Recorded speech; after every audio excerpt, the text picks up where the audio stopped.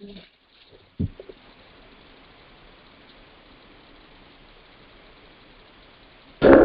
evening, and welcome to Targeted Massachusetts Northeast Conference. My name is Frank Allen, and I will be your host this evening. The views and opinions expressed on our show are not necessarily the views or opinions of myself, Targeted Massachusetts, nor Stars International. And once again, we're rolling.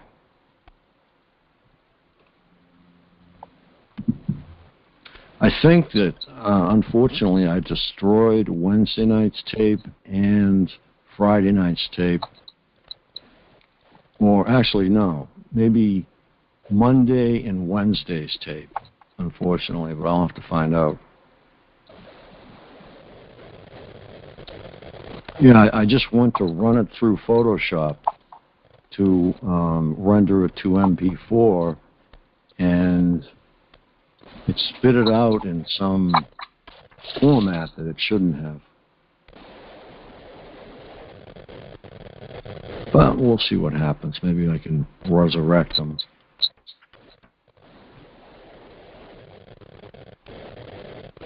Hey, Chloe, haven't seen you for a while.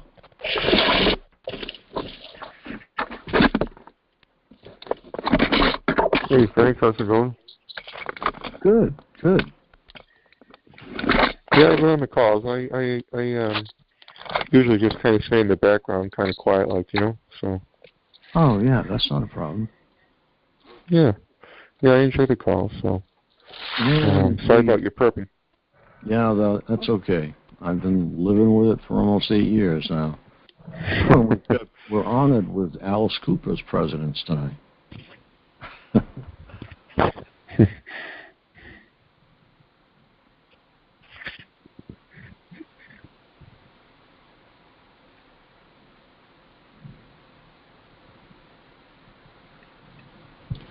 And another thing we got to try are different forms of shielding. Now, since this laser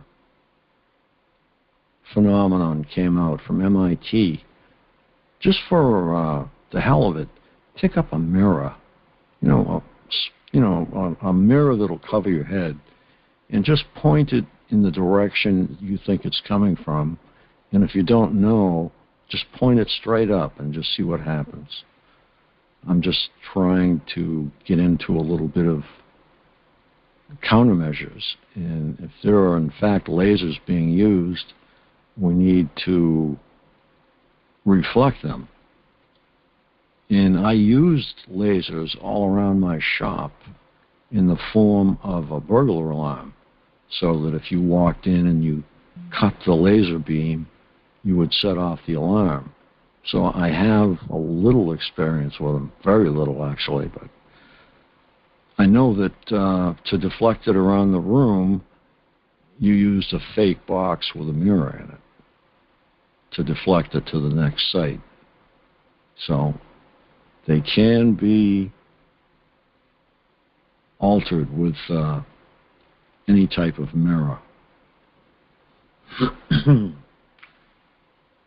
Boy, I have now I've got this voice thing going on where I'm losing my voice, so be ready for that.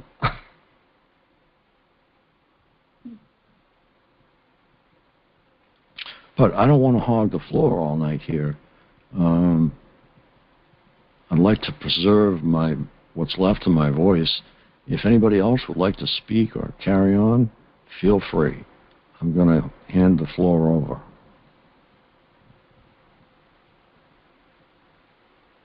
Like I said, my harassment is most likely coming from a contractor from the Department of Justice. And through my investigation, I found out that they list the cities that join up with the COPS program. The COPS program was started by Joe Biden and Bill Clinton in 1994. And I don't know if you remember this or not, but right after that, a lot of people ended up in jail. It was a really bad time for the U.S., and a lot of people ended up getting locked up. I don't know if that was because of that or not, But anyway, the other city that's involved in this COPS program is the city of San Francisco. And if I ask my telepathy, where do I turn myself into, they'll automatically, the AI will say, the San Francisco County Sheriff's Department. And it's literally a different voice. It sounds like one of those recordings when you call in to somewhere and they add the different vocals to it. So that's all I have to say. I don't know if anyone else is familiar with the Community-Oriented Police Service. It's basically a Stasi program. Frank put a newsletter out the other day that talked about the COPS program in detail, and it was quite shocking. I actually learned more about it. So if you want to learn more about the DOJ program, go check out Frank's last newsletter, and you'll be shocked.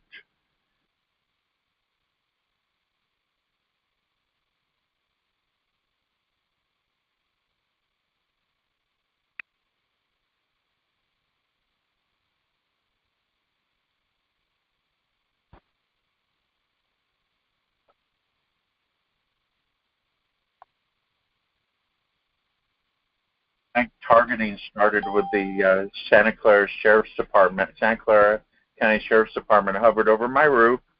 I had a couple shady people over at my house. I don't know if they followed them, but that's when this all started. So the DOJ would definitely be involved with the sheriffs because they're referring me to the sheriffs. So I think they turned me over to the DOJ, and that's how this all started back in 2002. Does anybody else know the police targeting?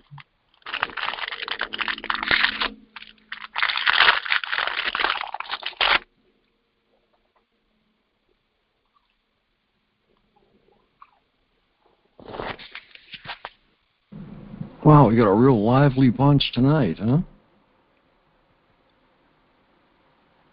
Well, it's Friday night anyway.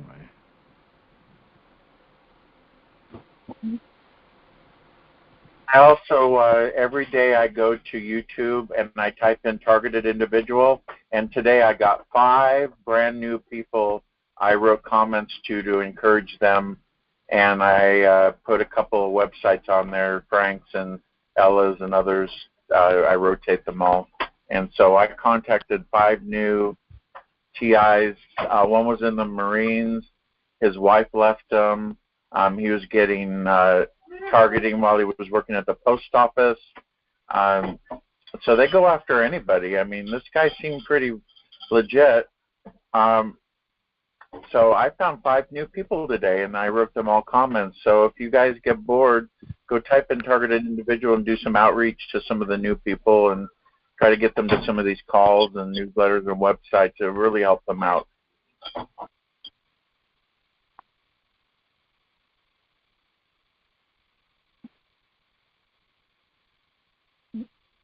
Yeah, that sounds fantastic.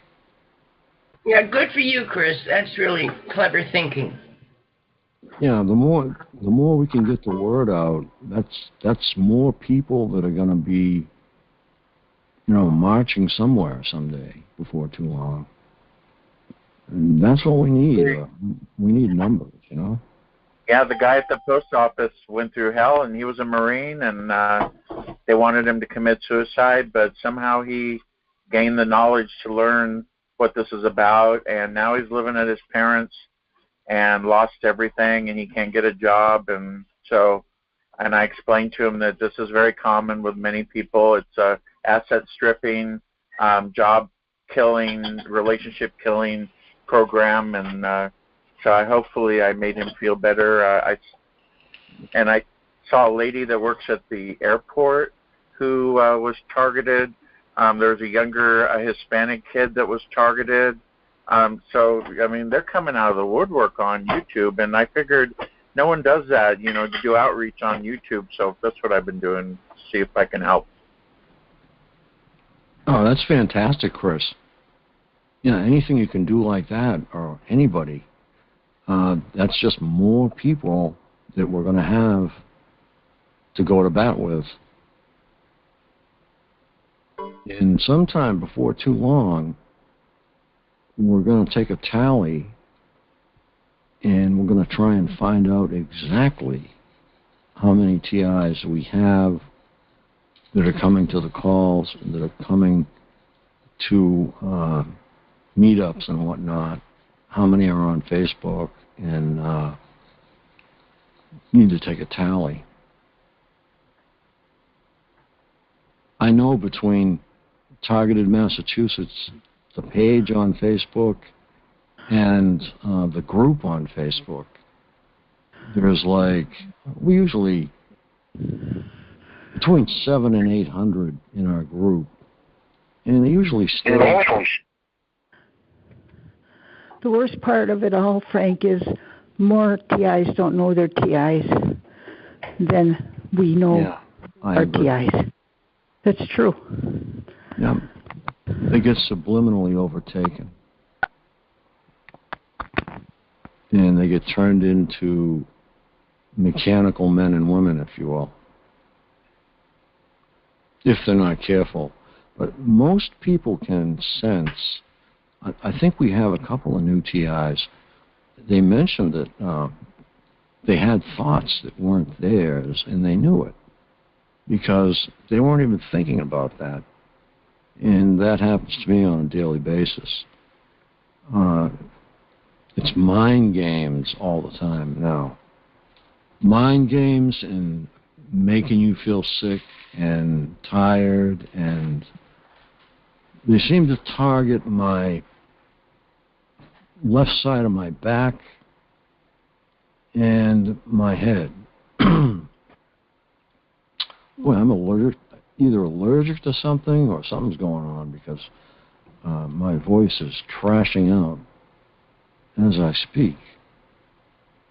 I talked to my shrink today, my psychiatrist, and I told her all about you guys and my outreach and everything, and she didn't say a damn word. I was shocked. She actually agreed with me.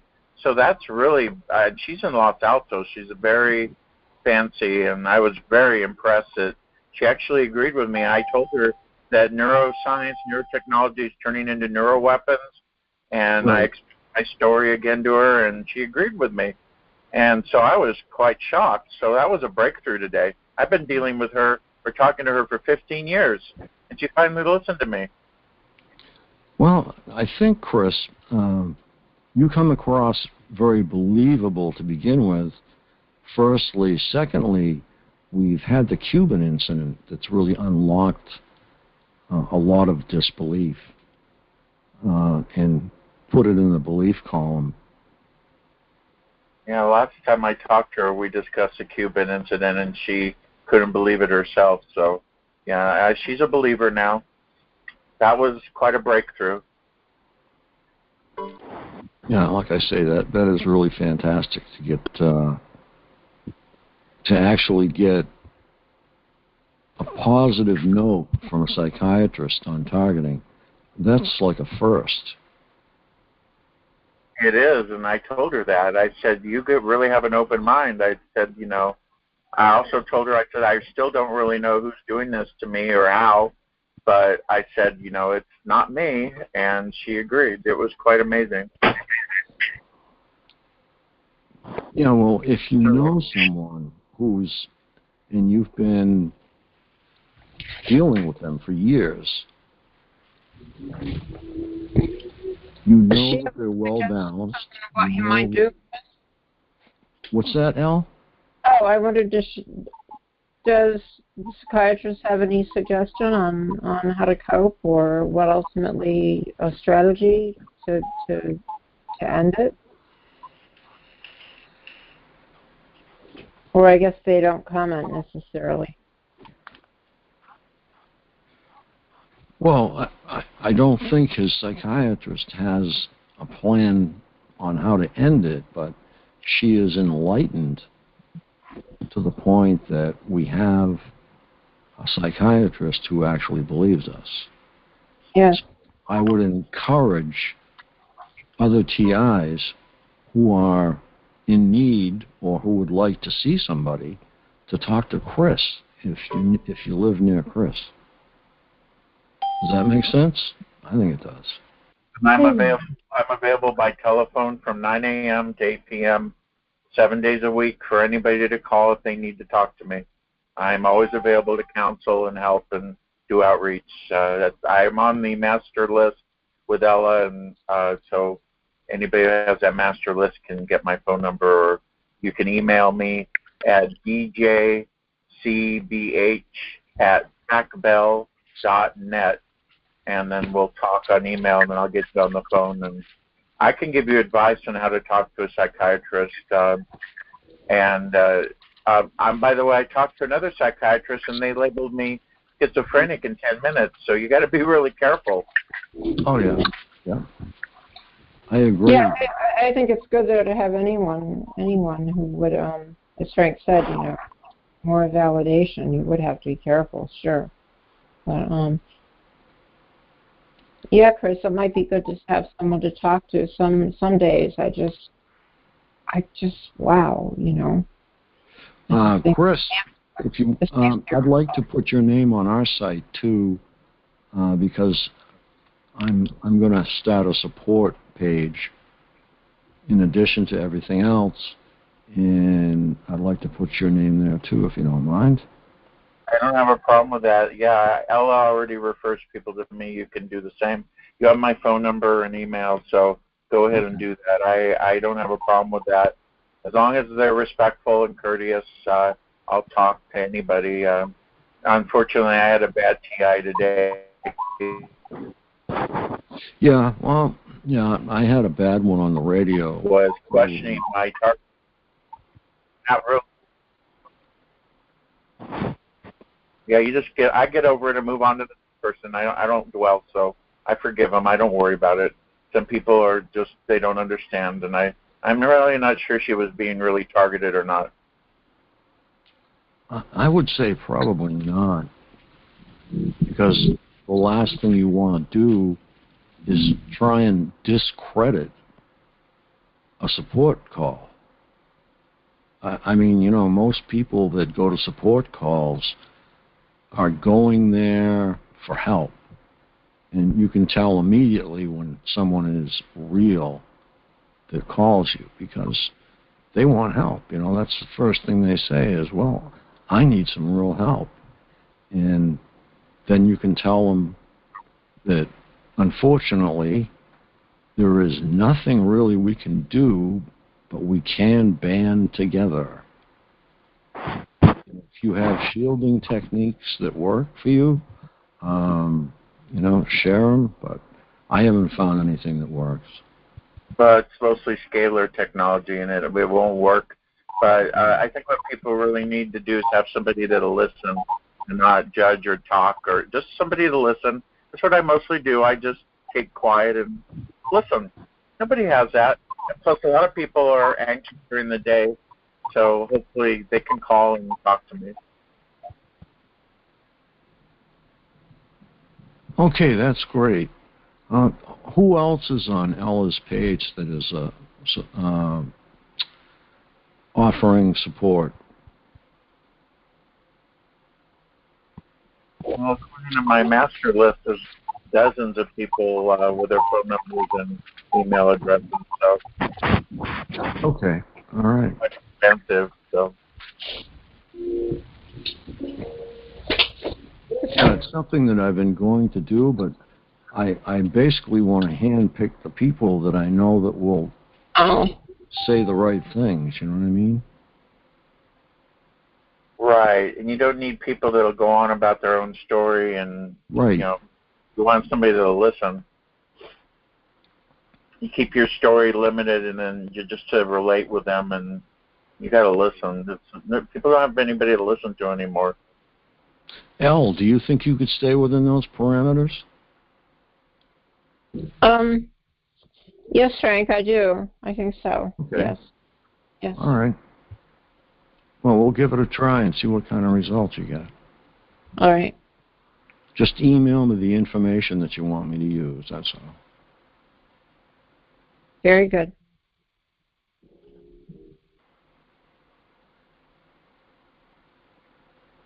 Okay, I have got to split to RBN in about 2 minutes.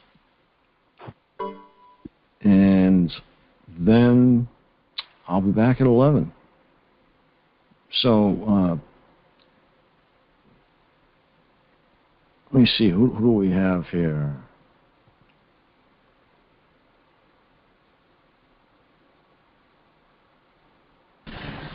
Well, G8. It's Lynetta. Yeah, I would help, but I'm eating dinner, and they don't want to listen to me. And I'll cut in after I'm finished eating dinner. That's why I'm quiet. Okay. Well, G8 is here. So, good. G8, goodness, are you with us? Yes, I am here. Okay. Well, you guys can sort of police yourselves or something. I don't know. We never have any problems on this call anyway. Yeah, we'll be good, Frank. All right. Well, I'm going to close off this call so that you'll be able to talk without worrying about it bleeding into the radio show. So I'm going to do my best. You have a good night on the radio show. Oh, yeah, I think it will be. If you listen, it's going to be about HAARP. So there's a lot of things that a lot of people really do not know about HAARP. But I'll let you go, and I will talk to you in a while. Okay? God bless you all.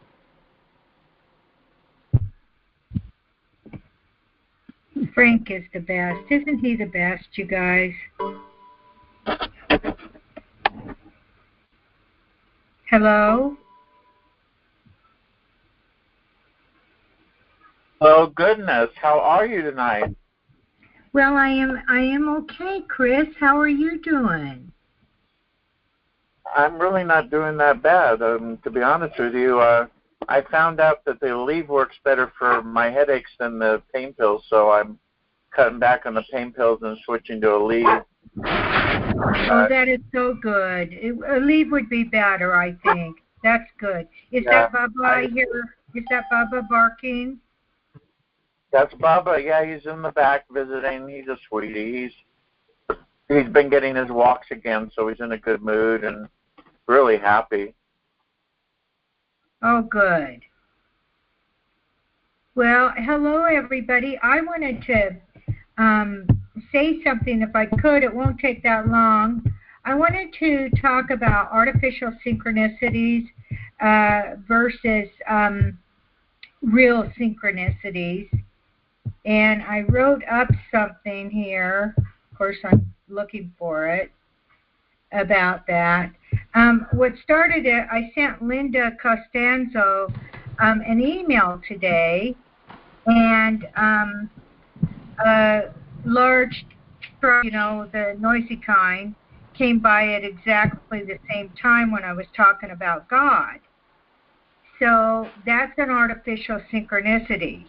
And from the Montauk website, they have some pretty good explanations. I took some stuff from there, and some of the things are my own thoughts about it. Anyway, real synchronicities and artificial synchronicities both have meaning to the perceiver. Both manifest via highly improbable coincidences. Now, real synchronicities come from your subconscious, your higher self, the universe, God, and they let you know that a quantum shift in perception is imminent. Oh, I can't even talk here. Imminent. This can be an emotionally charged situation or a smoother leap in learning.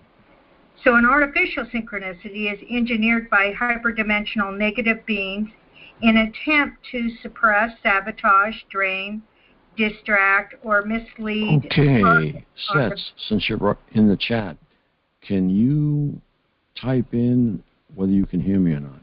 I just switched the whole system. All right, great. So that means you'll hear the broadcast. Fantastic.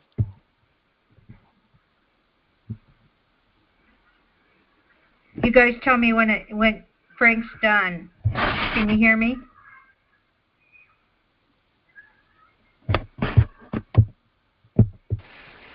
He's done. Goodness.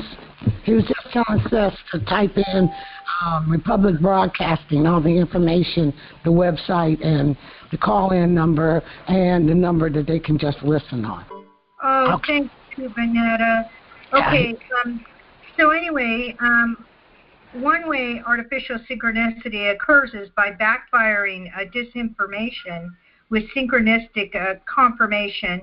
For example, you can get multiple people at the same time who apparently don't know each other to tell you about some idea, which in truth is bait to lead you down the wrong path.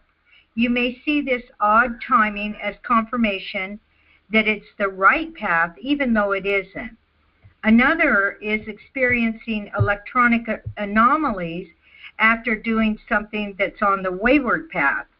Say you are researching a questionable topic and the computer freezes or it shuts down.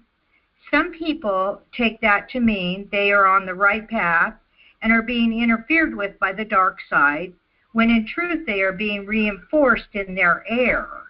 The goal is to get you to ignore your intuition and reason in favor of this sign.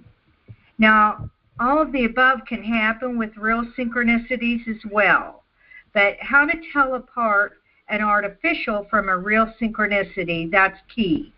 So, while the artificial ones seem contrived, they're very forceful and they're rushed. That is just a little bit too weird. They try to press you into making a particular decision or sparkle up something that you know deep down is false, whereas real synchronicities merely reflect confirmation of decisions you have already made or else forecast an upcoming leap in progress. So experience and intuition can tell you which is which.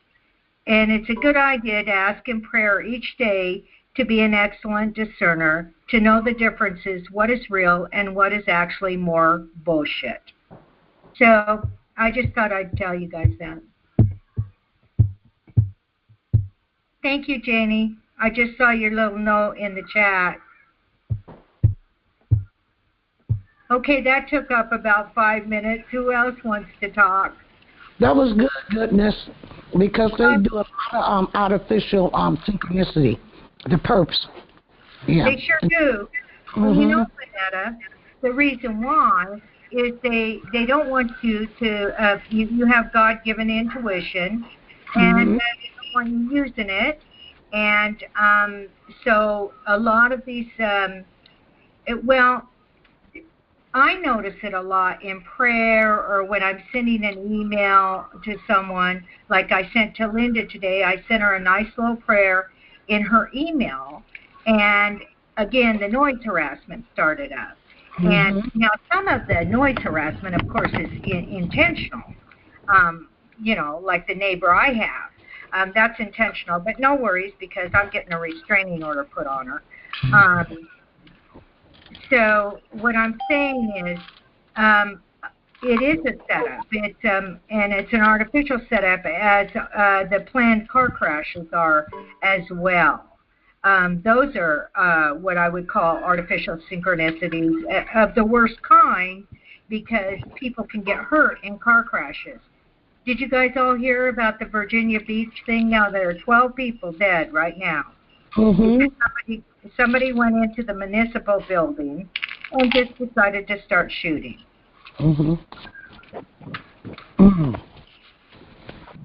Employee of the place, and he shot his friends, which is kind of sad. Do you often wonder if these people are being manipulated to do this stuff? I think it often. Absolutely, yeah. Absolutely, they're being manipulated to do it, and some of them because they're so arrogant and you know really high ego, they can't discern that is happening to them. That's true.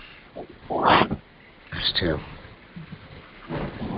And perhaps if they weren't so into their ego and harming others and doing service to their self instead of caring about the rest of the world, then maybe they would understand that these things are going on and their minds are being controlled.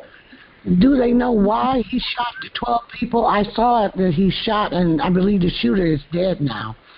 Do they even know why he did that? Or I haven't read the full thing yet, Vanetta.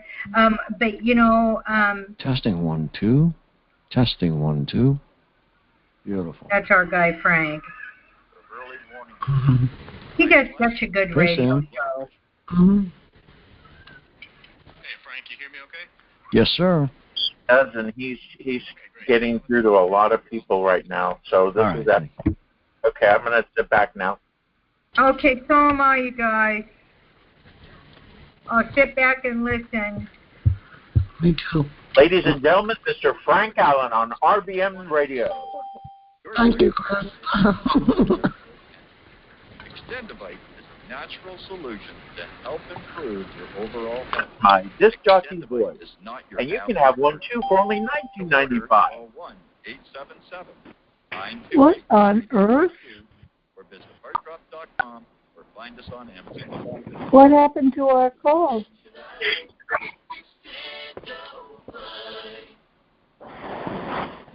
You're listening to the Republic Broadcasting Network. Because you can handle it. Yeah, I can't hear it very well.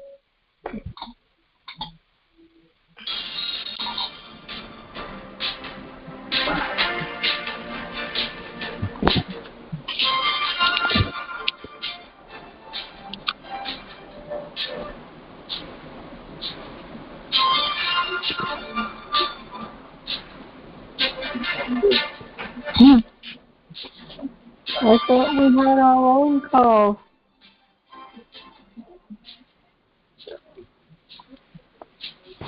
Be able to talk again in about an hour.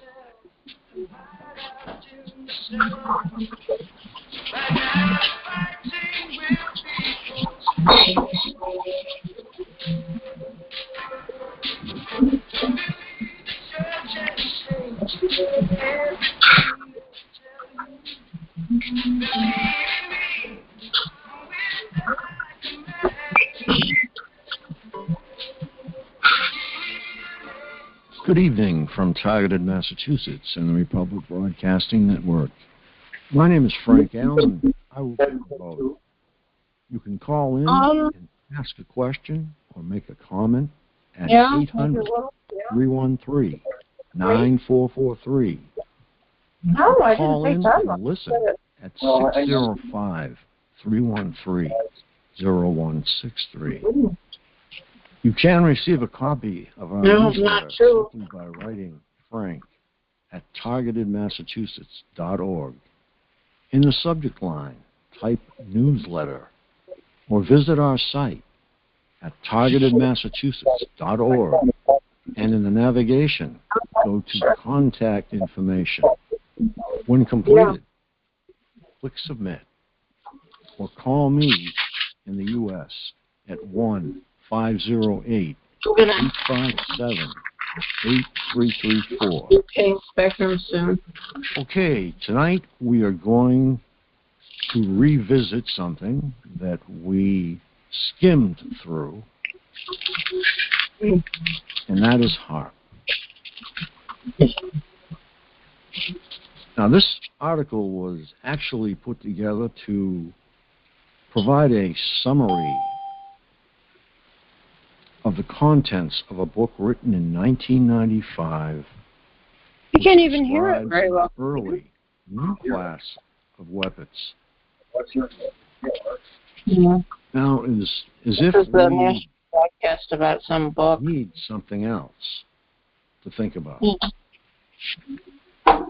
But the weapons and their effects are described in the following pages. That whole thing, that segment I heard tonight. The United States Navy and Air Force They're lady handy. who was, have joined with the University of Alaska Yeah. and then claiming that CIA was using foreign sources to build what they called then a ground-based Star Wars Well, she happened to weapon see it. system located in the remote bush country of Alaska.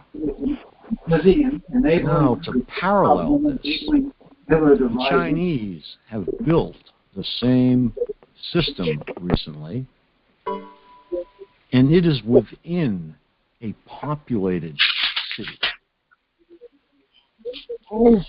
So you can imagine the ramifications of such a build.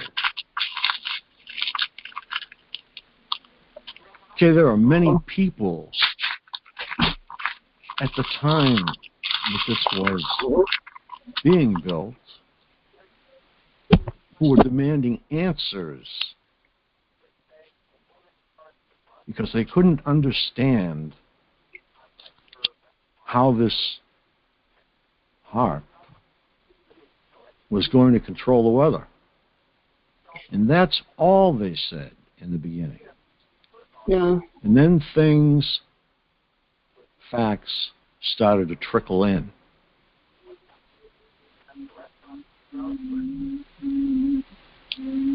Now, people that called in include a physician from Finland, a scientist in Holland, an anti-nuclear protester in Australia, an independent physicist in the United States, a grandmother in Canada, and countless others.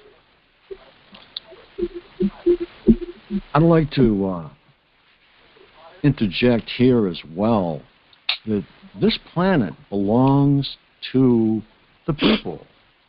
The planet does not belong to the United States government or any other government. They do not have the right to take chances with our planet, period.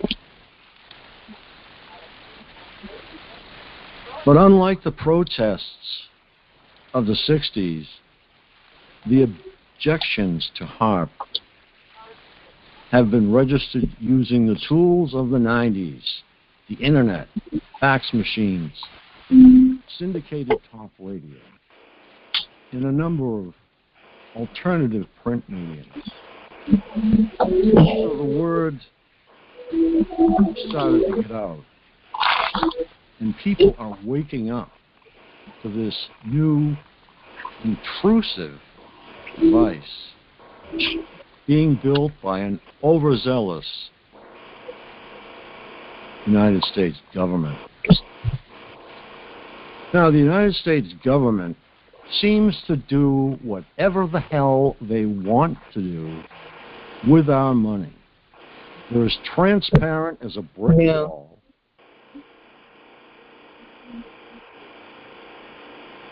You don't see anything.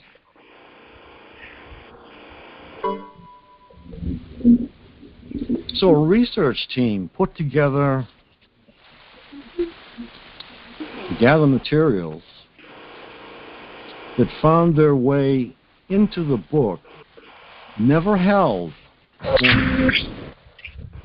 Never Formed an Organization. Each person acted like a node on a planetary info spirit net with one goal held by all: to keep this controversial new science in the public eye. Now, I know personally, as a result of this, HAARP has had many open houses where people can come in and ask questions. What does this do? Why is it here? The answers they get are actually historically incorrect. Now, this book, Angels Don't Play This HAARP, advances in Tesla technology. Now, after being targeted for almost 8 years, I do not like Mr. Tesla.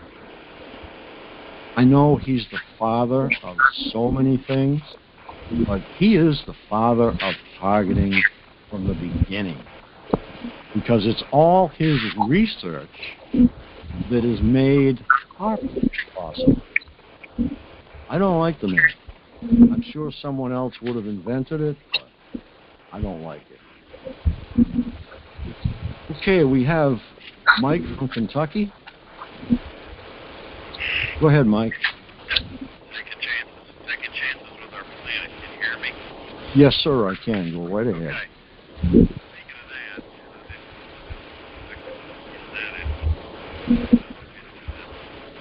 Elon Musk seeking the FTC's relaxation of the warehouse. He claims it is 5G satellites that he'll have to launch 60 satellites above the place.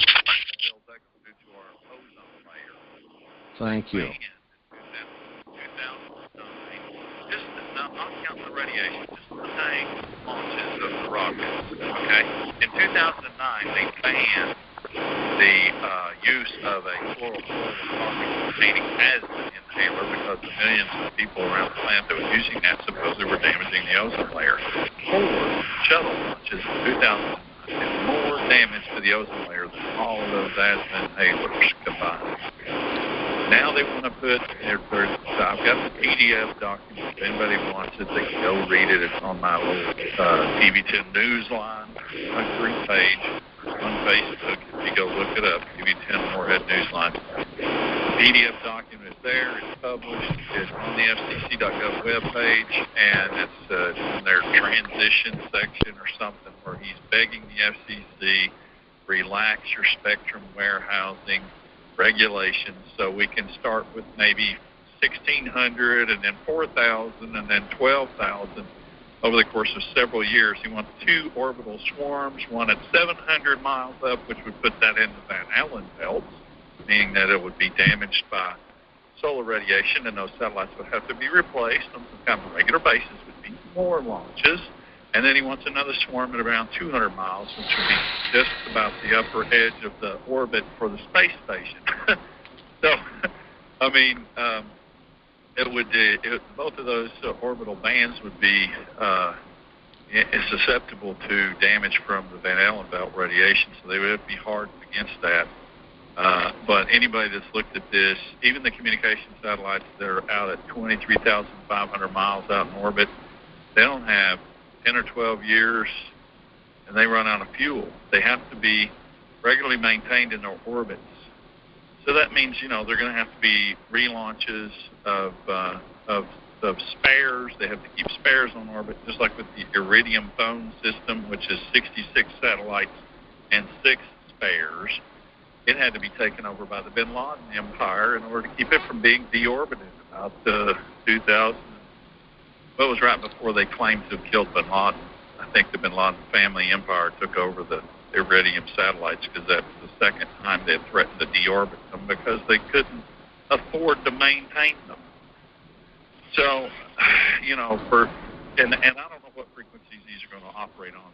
The terrestrial-based 5G will operate in the terahertz band eventually, which has the same harmonic frequencies as the helical shape for most of your sweat glands and oil glands in your skin. So those helical shapes, if you remember the early days of the cell phone antennas, yes, like curly pubic hairs on the top of people's cars. Yes, sir, I remember. Yeah, it was a choke coil that allowed the antenna to be shorter.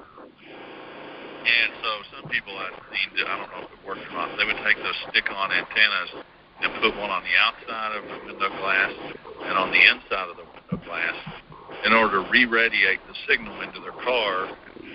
And they got better signal when you got in the fringe area. Back in the analog days, you get the static, and they claim it worked better.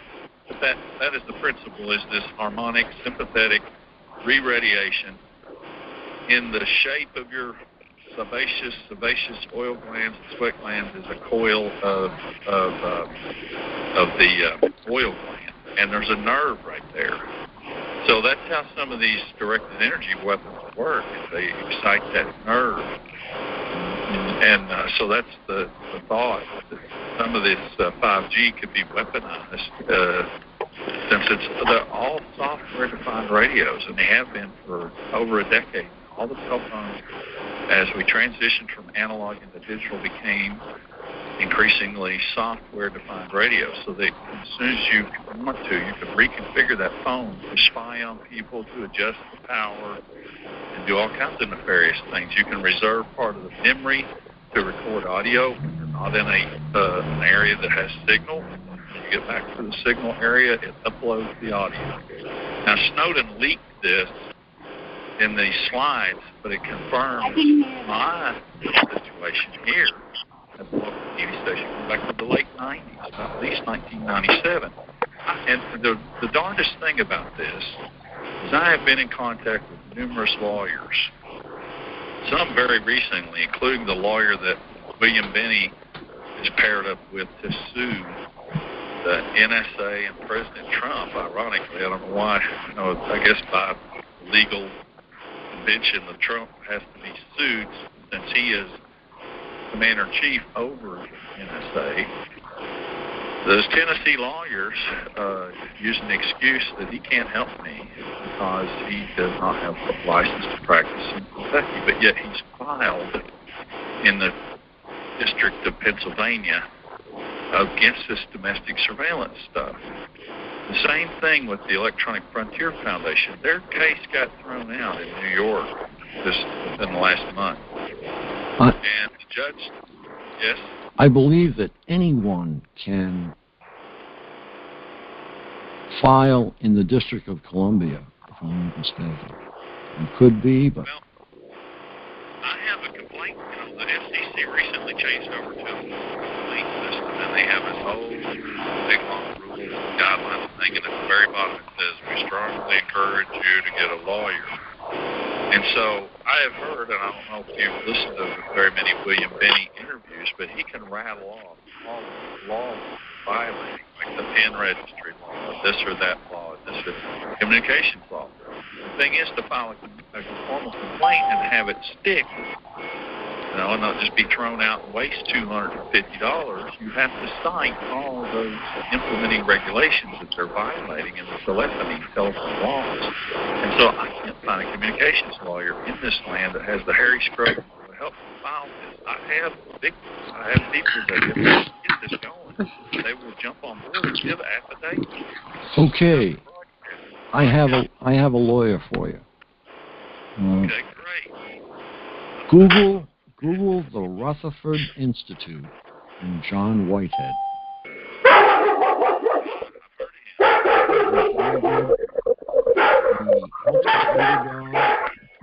What the hell?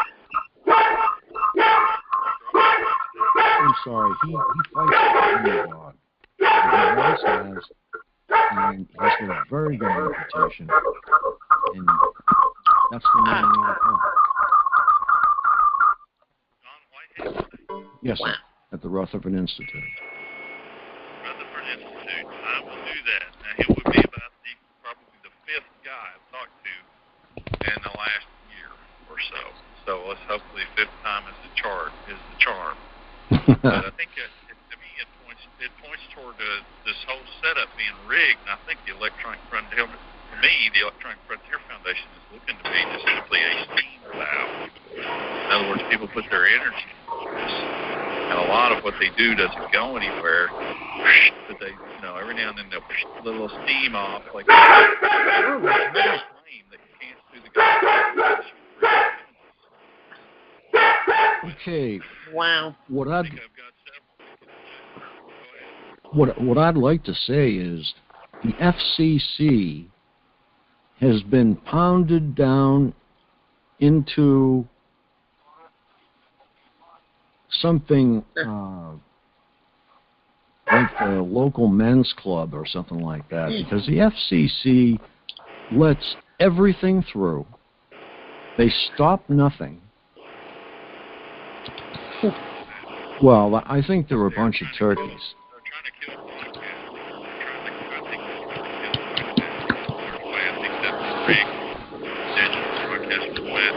Right. Sinclair basically kept fishing changed the format 20 years ago. We finally have the new format, but they have killed off a huge number of stations and the audience. And of course, now they're going to, I think, let this new format come because the vast majority of people will be watching in a Wi-Fi environment so that their TVs and displays can phone home everything they're doing through the Wi-Fi connection.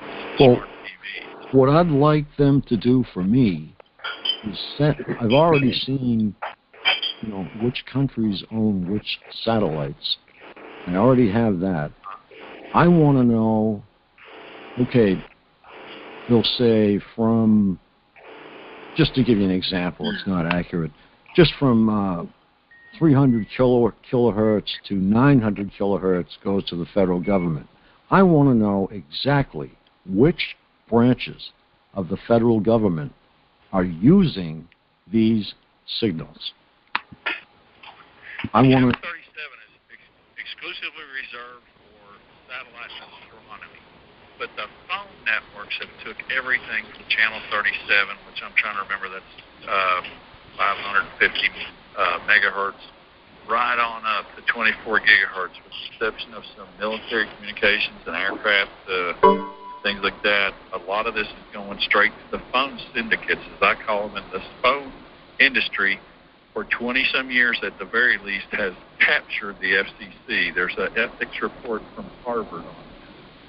And so anybody that wants to be the chairman of the FCC, they just need to be politically connected and have about $900,000 you can buy the chairmanship. That's what Tom Wheeler did. And he advocated for 5G the whole time he was there. Boy, that's something. That is really crazy. I didn't realize that corruption was out in the open. Okay, we have to go to commercial. You can hang on if you want.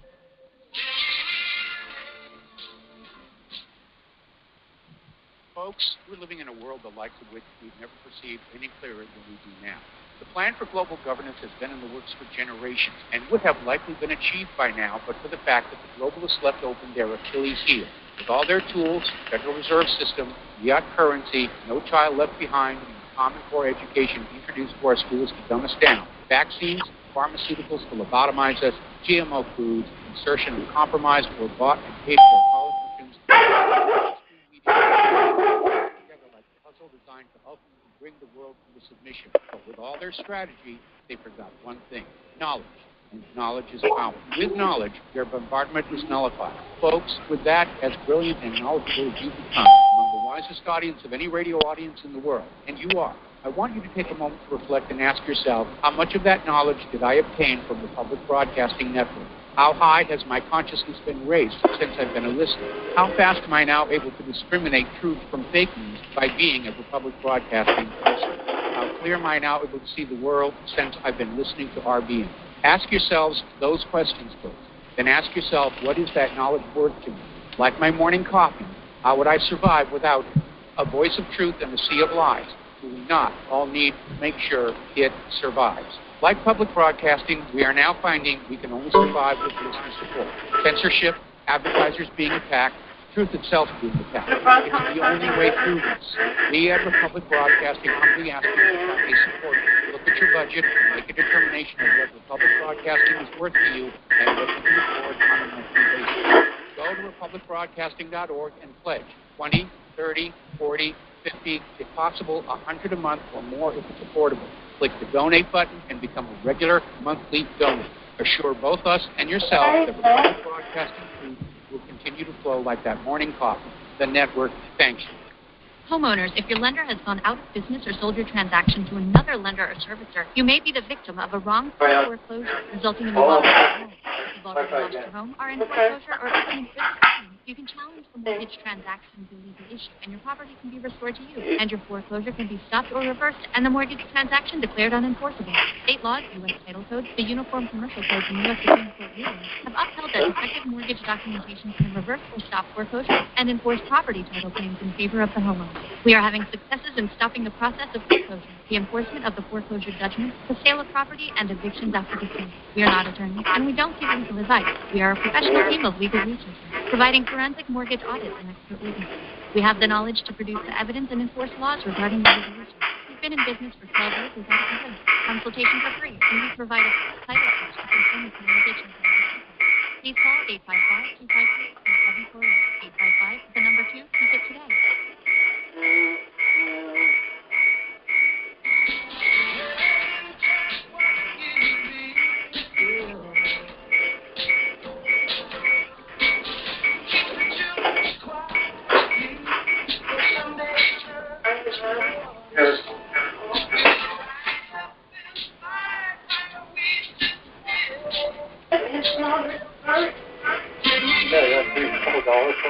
Good evening from Targeted Massachusetts and the Republic Broadcasting Network. My name is Frank, and in case you've just tuned in, we are speaking about the infamous HAARP project. You can call in and ask a question or leave a comment at 800-313-9443, or you can call in and listen at 605-313-0163. And remember, at Republic Broadcasting, there is always a way to listen. Go to republicbroadcasting.org and you will find it. Okay, we have Mike online. Are you still with us? Yeah, on the HAARP issue, I was talking to an old Army guy who happened to witness electric power being transmitted. He said, I'm not supposed to talk about this, but he heard me talk about it on the local station here. It's sort of a cable access low-power TV station. And he saw like this Ventura's conspiracy theory talking about HAARP. And I got to talk to him. He was like, I saw electric power being transmitted back in the, late 1950s or something across a military base in the southern United States. I don't really want to give a lot of detail because I might figure out who he is. He says, I'm not supposed to talk about this. And I said, well, what were they doing? Transmitting power to some kind of like forward radio facility or something? And well, I assumed that they would have that kind of power, is what he was saying, that they could power, a radio transmitter so that the cavalry scouts could come in artillery or something like that. I mean, he wasn't in on it, he just witnessed it. And so the wireless transmission of electricity has been going on significant enough for the Army to use it. Since the late 1950s now, we've had all kinds of advances in amplifier technology since then. I mean, what are we talking, 60-some years? It's ancient history in electronics. I will give you an example of wireless electricity that will blow your mind. A transformer. A kick-down transformer will say or any transformer has 2 sets of coils in it. And there is a space in between. One coil excites the other and produces the kick-down voltage necessary. But I've duplicated the wireless electricity experiment, and it is very simple. I'm telling you. If you'd like to shoot me an email, I'll write back how simple it is. It's very, very simple. He was telling me that they openly taught him when he was in some kind of electronics school that the resonant cavity, the cavity resonant frequency for the Earth is something like 22.4 hertz. And that's one of the things I'd read about with Tesla, is that he was able to send out a pulse, have it bounce all the way around the Earth, and then kind of spank it and bump it up and amplify it every time it came around the planet in that resonant frequency. It would just bounce it around and amplify it. And I had heard that in his wireless transmission experiments, he actually diverted the weather by accident. He didn't realize he was reaching a point of diminishing return. In other words, he cranked up the power, and instead of getting more power on the other end, he got less. And he noticed as he traveled between the 2 points that the weather actually had been diverting around this area where he was aiming his bounce off the ionosphere. I see. I believe that's where they came up with the HAARP. I was content to just light a light bulb on the other side of the room. That's the extent of it. Not Tesla, apparently. And, of course, this is stuff that there's all kinds of stuff about him that we're not allowed to know. As you probably know, they confiscated whatever papers he had. And I think some of the stuff the man did was showmanship. You know, he tried to get media attention because he wanted to keep the funding flowing from Westinghouse or whatever, but they finally cut him off, I think, and of course he died in a pretty impoverished way. But this domestic spying, I believe, has a lot more victims that are intimidated that won't come forward because they realize the implications of it. Oh, don't you know it? Yep. Numerous witnesses, and locally. But like you say, I'm going to have to find a lawyer. I'm going to call this guy, email him, and see what I can come up with that direction. Thanks for taking my call, man. Yes, sir. Thank you so much. Okay, we're going to commercial. We'll be right back, folks. You are tuned in to the Republic Broadcasting Network. Visit our website by going to republicbroadcasting.org.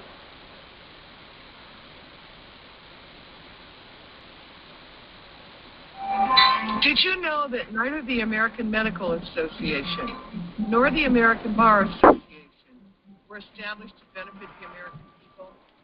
Have you recognized that in our country, health care has little to do with health, and that our court system has nothing to do with justice? The priests of both medicine and law have been incentivized to implement a dark agenda on behalf of the Bilderbergers and their ilk. To protect ourselves and our progeny, we need to take a much closer look at how these two giant industries really work. Join me, Al Whitney, on In Defense of Humanity, Saturdays at 7 p.m. Central, as we expose the matrix and learn how not to consent to our own destruction. The reviews for Extendivite are amazing. Here are some from Amazon. By Christine, great for heart palpitation. By Ann, before I started using this product, every afternoon my ankles and my hands would be swollen. That doesn't happen anymore. So if that part of their advertising is true, I have to assume that the rest of it is also. Not to mention that when I had my yearly blood test, only a few weeks after beginning to use this product, my cholesterol had dropped over 30 points. I'm going to continue to take it. By Croc, I love this product. It really works. By Brad, works great, thank you. Tell us your story. Get your Extendivite today. To order, call 1-877-928-8822. That's 1-877-928-8822. Or visit heartdrop.com.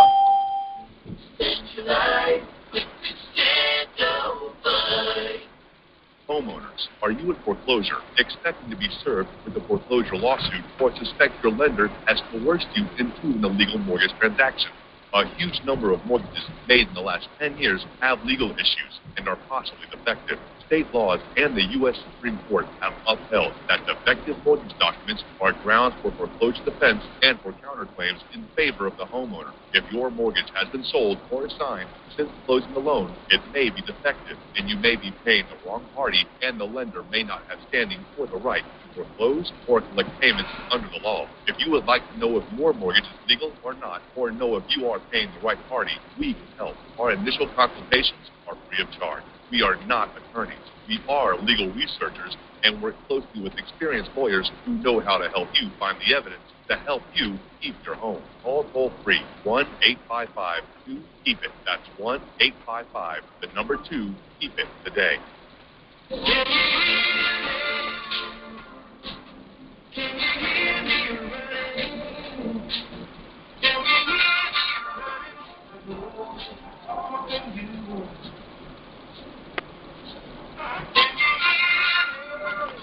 Good evening from Targeted, Massachusetts and the Republic Broadcasting Network. In case you've just tuned in, we are speaking about the infamous HAARP project. And my name is Frank Allen. You can tune in and ask a question or make a comment at 800-313-9443, or you can call in and just listen at 605-313-0163.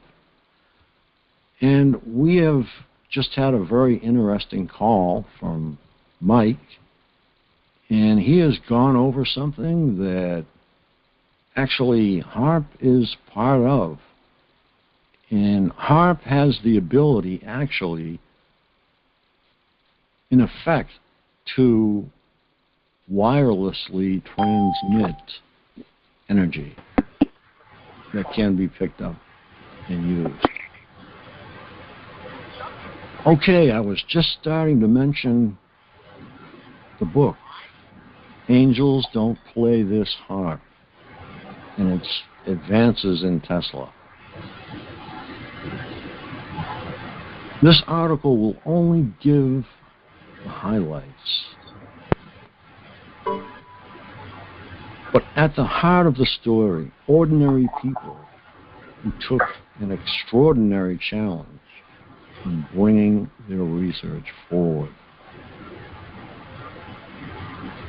Okay, what HAARP does is it will zap the upper atmosphere with a focused and steerable electromagnetic beam.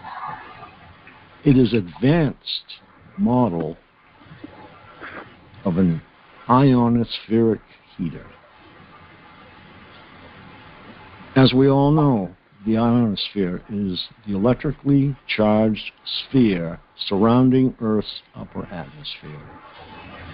It ranges between 40 to 60 miles above the surface of the Earth. Put simply, the apparatus for HAARP is a reversal of a radio telescope. The antenna send out signals instead of receiving. So HAARP is the test run for a super powerful radio beaming technology that actually lifts areas of the ionosphere. Do you think that's dangerous?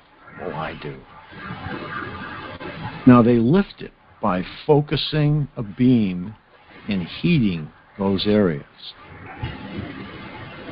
Electromagnetic waves then bounce back onto Earth and penetrate everything, living and dead, for miles into the ground. Miles.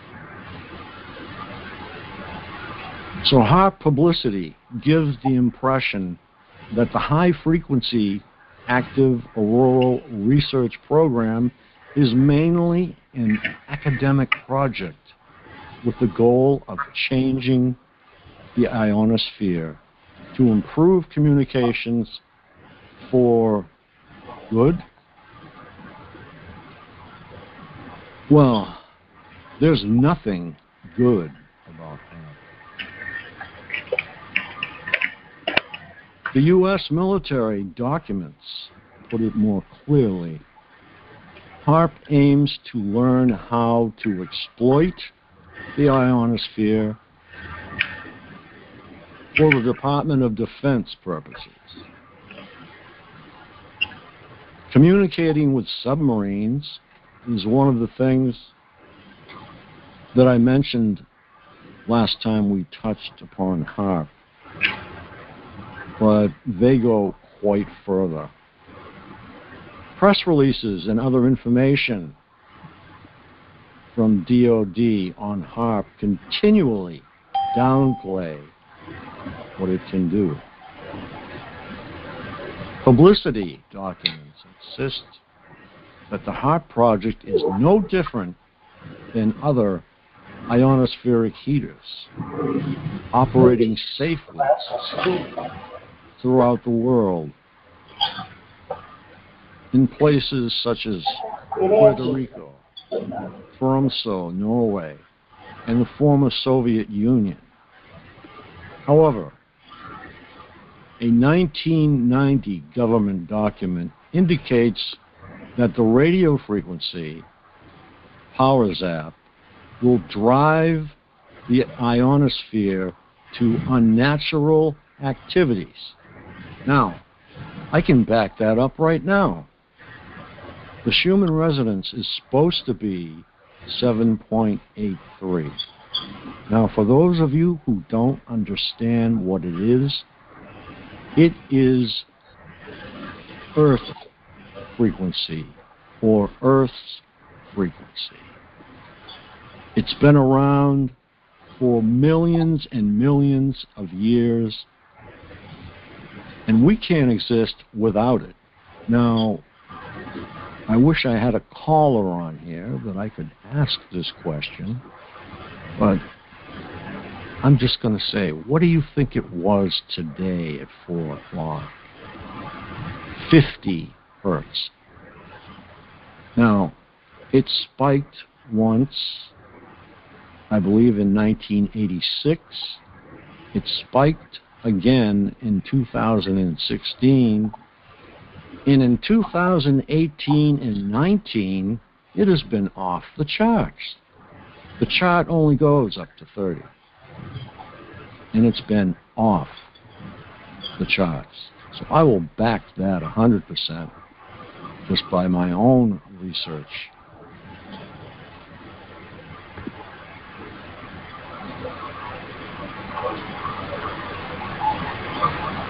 The radio frequency energy, dissipative capability, beyond which the plasma process will run away until the next limiting factor is reached. In other words, they are going to run this to the limit and then find something better that will further disturb the ionosphere. If the military, in cooperation with the University of Alaska, Fairbanks, can show that this new ground-based Star Wars technology is sound, they both win. The military has a relatively inexpensive defense shield, and the university can brag about the most dramatic geophysical manipulation since atmospheric explosions of nuclear bombs. After successful testing, they would have the military mega projects of the future and huge markets for Alaska's North Slope natural gas.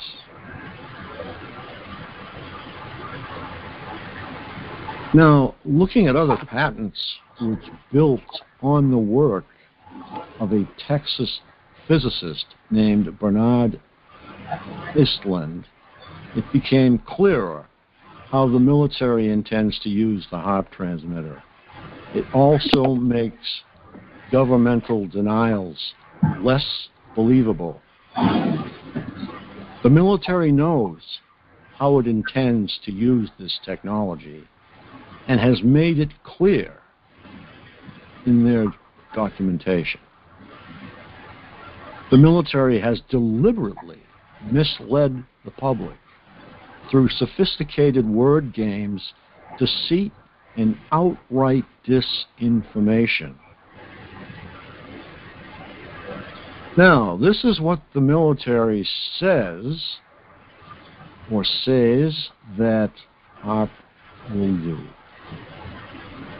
It will give the military a tool to replace the electromagnetic pulse effect of atmospheric thermonuclear devices. Now, this was still considered a viable option by the military. Need to maybe push back on this because at least. We're going to get to this later. When we talked about this, the issue with the polls, President Trump's polls are going up in key metrics, key ways. I just get the sense that people are on to this whole game now. I mean, they're on to the fact that the Democrats aren't interested in debate. They're interested in demonizing. That's what they do. In Michigan and Wisconsin. But we just had a referendum on the news media, and the news media lost. And that's the this number new one technology. they did really 3 years. They did everything they could to destroy Trump. Okay, number He's still 3. president. He's improving in his Be polling. used to replace over-the-horizon radar system the country that is much was closer once to Trump planned to radical Democrats. to the current So, location. I think it's a very different environment than Democrats thought they'd be in. And I predict we're going to see a Republican Senate passing positive legislation. And Pelosi provide a way to wipe out communication part of which wants to spend all over an extremely large area Donald Trump. while And part of what's frankly out of survival wants to pass something.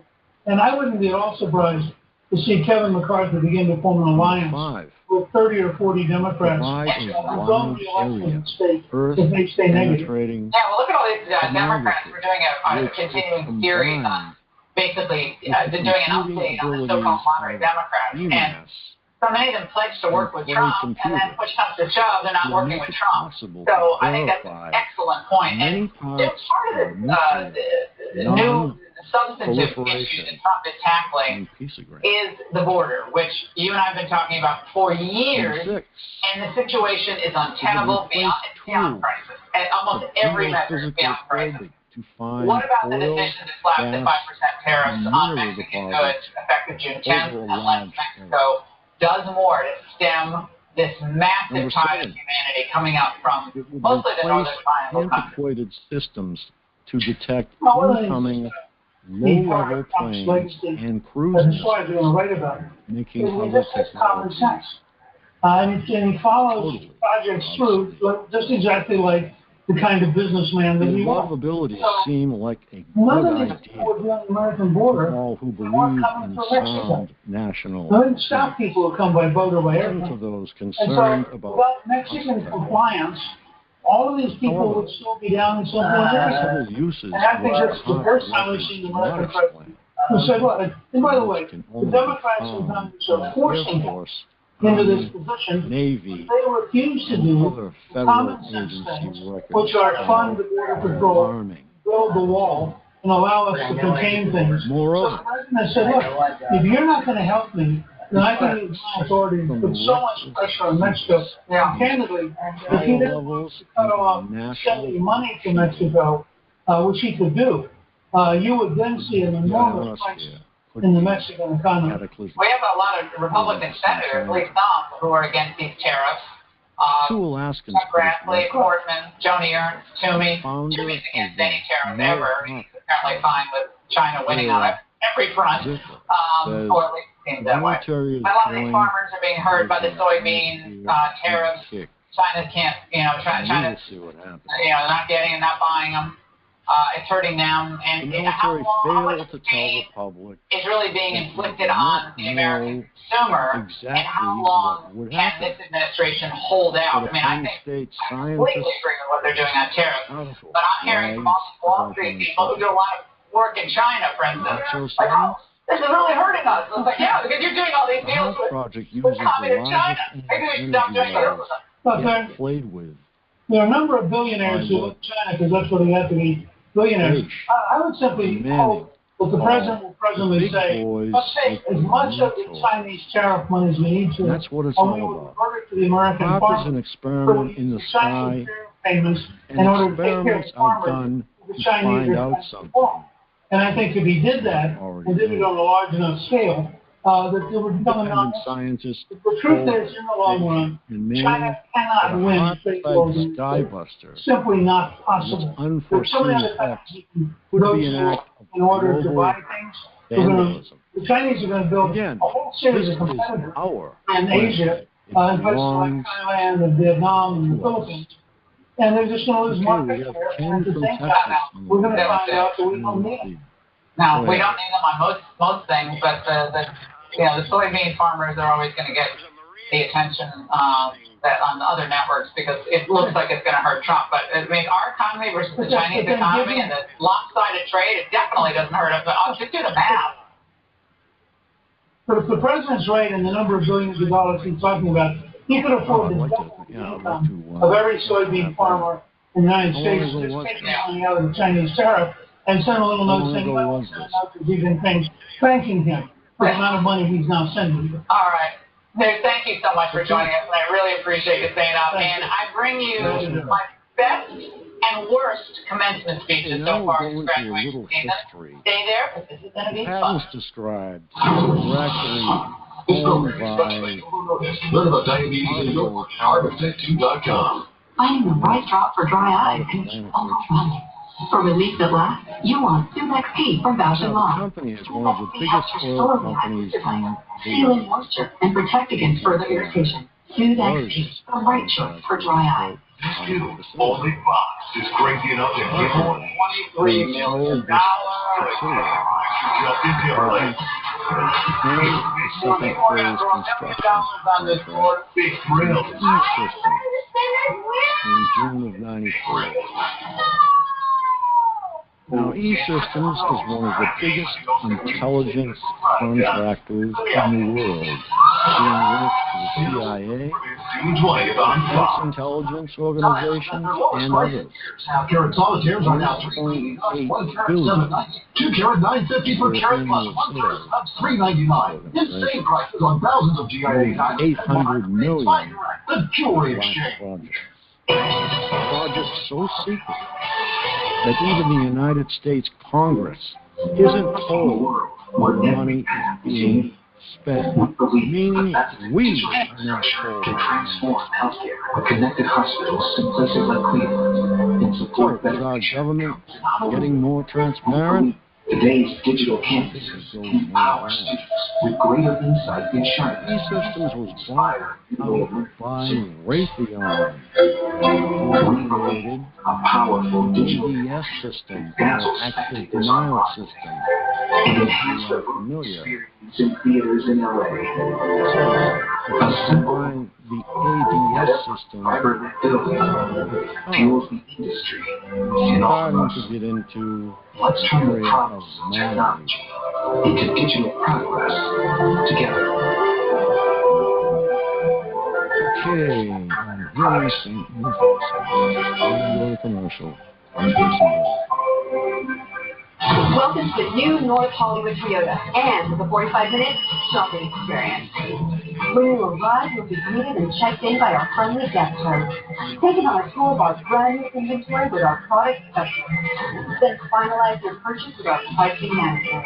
Memorial Day savings are on now. Lease the new 2019 RAV4 for Let's just go over that one. Visit us today and see just how easy car shopping can be at North Hollywood Toyota. Good game? How could you tell? So, have you decided on your birthday present? Yes. I want a living trust. You sure you don't want the earrings that match that necklace instead? I am. Well, it's been taken care of. We have an appointment with the Burbank firm, and our meeting will only take an hour. Oh, aren't you good? I'm James Morris of the Burbank firm with over 30 years of trust and probate experience. Please give us a call. Well, as the 2019 graduation season comes to a close, we thought it would be fun to give you a roundup of the best and, of course, some of the least best, worst commencement speeches thus far. First up on stage is Angela Merkel at Harvard, where she offered this not-so-veiled rebuke of President Trump. I want to leave this wish with you. Tear down walls of ignorance and narrow-mindedness, for nothing has to stay as it is.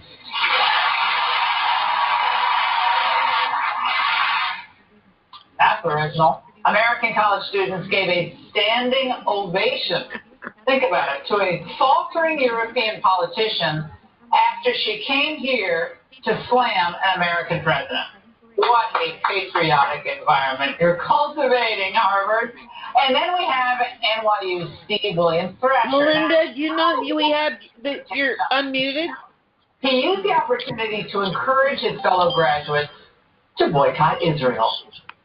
Many of us have been together at Occupy Wall Street and at Black Lives Matter protests and at marches against that fascist in the White House. I am so proud of NYU's chapters of Students for Justice in Palestine and Jewish Voices for Peace for supporting the boycott, divestment, and sanctions movement against the apartheid state government. To have our collective voice reach new audiences across not only America, but across the globe as well. The Facebook page features not only news, but also an RBN player to listen to our broadcast. Get involved by visiting facebook.com/Republic Broadcasting and liking our page and share it with your friends and family, because you can handle the truth. You know, I was muted. What happened? I don't know, dear, but it was loud. And I think the perps did it because I was out. I've been out walking. I'm so sorry. Oh, that's okay. It was kind of interesting. I just figured it out. Okay, well, I did put a thing in the chat room about how to predict your life expectancy. Okay. It's a few minutes ago. You'll have to go up a bit. Okay. I'm guest number one. And I will be your host. Yeah, I know. You can call in and ask a question or leave a comment. Okay. At 800-313-9443. Or you can listen at 605-313-0163. Now, in case you've just tuned in, we've been speaking about HAARP, the infamous project that's up in Alaska, out in the boondocks, fortunately away from everyone. Fortunately away. And we've gone over what the HAARP system can do. And now we've started to explore a little bit of a few other things that the HAARP project can do.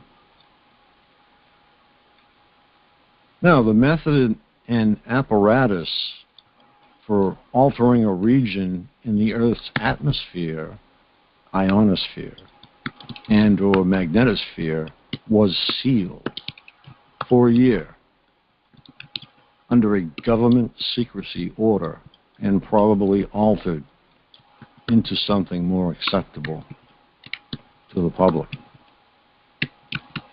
Because everything is available in terms of patents right away, and anything else we can get with a FOIA request. So I think that when we get together Monday evening, we are going to research Eastland and several other companies that are deeply involved with this, and we're going to get into great detail exactly what this thing does and what it could do to us and the world if they just bump it up too much. And what I will say is 7.83 is what we were designed by our Creator to live by. And we need it. It's taken up into space. It's taken everywhere. But 50 to 60 to 70 to 80 hertz, they say that will eventually make someone more enlightened or drive them crazy. And that's fact.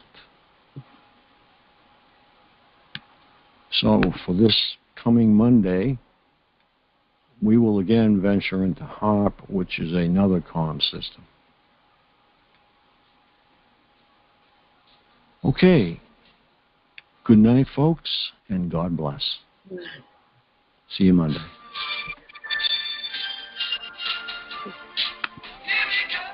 Okay, enjoy your weekend, Frank. I'll talk to you Monday.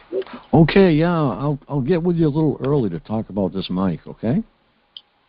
Okay, sounds good. We can test it out at some point before the show on Monday. So Okay. I'll talk to you then. All right, thanks.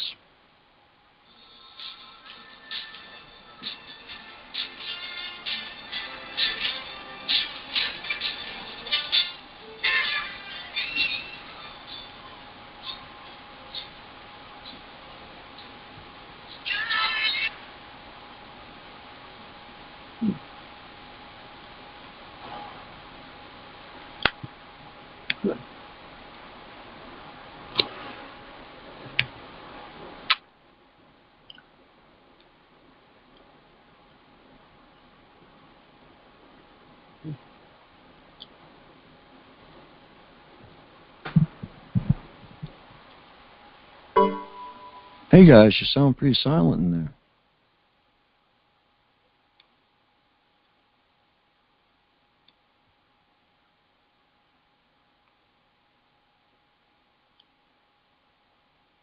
Hi, Linda. Hi, Frank. How you doing? Okay, how you doing? I'm good. I'm just reading. I'm just reading some information about Friends of ACLU. Other than that, not doing much. How are you doing? Well, I had a very bad day in terms of targeting. Boy, so have I. Yeah, it's been terrible. Yeah. So, but I'm muddling through here, I guess. Yeah, we have no choice. How is your eye? Awaiting surgery. Oh, damn. Yeah. That's not fun. Yeah, it's coming up shortly. I'm sorry to hear that. I mean, surgery on... Yeah. Go ahead. They're going to pull the giant 12-pound floaters out of my eyes. Oh, well, that's really... It's not even classed as a floater. It's more like debris. Wow. So, yeah, it's nasty. So they're going to cut into your eyeball? I guess what they do is they go in with a needle and they suck the thing out of there. Ah. And at the same time, they put fluid back in. So that's your pressure in your eye is maintained. Right. Wow. Can you tell me anything about the ACLU that you've been reading about? They've got a page on Facebook, and they're just talking about a bunch of stuff that isn't really related to the Patriot Act. And the more I push the Patriot Act, the harder my targeting gets, I'll tell you. I think, sure. Oh, man. I mean, like smothering, you know? Yeah, I just slammed the government on HAARP, so I'm sure I'm pleased with that. Yeah. I mean, good luck. I mean slammed. Yeah? Oh, yeah. Well, I hope they lay off of this. Boy, they make it difficult. Well, did you get the email from Romola by any chance? I'm sure I did. I don't like emails, so I don't go in them very often. But that doesn't mean it's right. Yeah, she's got a very interesting email. It's actually, she's actually taking someone else's article and passing it around. It's on her site too. Okay. And I gather you feel it's worth reading? Oh, for sure, yeah. Good. Okay, thanks. Yeah, she's an interesting lady. She's very concerned. You can see it all over her face, you know, bless her heart. Yeah, she is. She is very concerned. Yeah. This is good. So we had a good night on there. And, it's been a good night on here, except everybody seems a little tired, I guess. It's probably been a hard week, you know.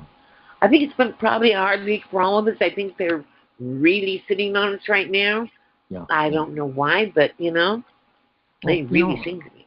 Yeah. I think it's got something to do with the warmer weather. I really do, and the relative humidity. Yeah. With the humidity and the hot weather? Yeah. I know sound travels differently. So and radio waves travel differently. Oh, I didn't know that. Huh. Well, and besides that, people who get sweaty and hot are rarely in a good mood, you know? No. I mean, you're sweaty and hot, and you just sit down on a bench, and then you get slammed. So you're not going to be in a good mood. Yeah. Yeah, it's kind of hard for anybody to stay in a good mood when you're getting slammed. You know? Oh, exactly. Yeah. Did you get a chance to listen to any of the broadcasts?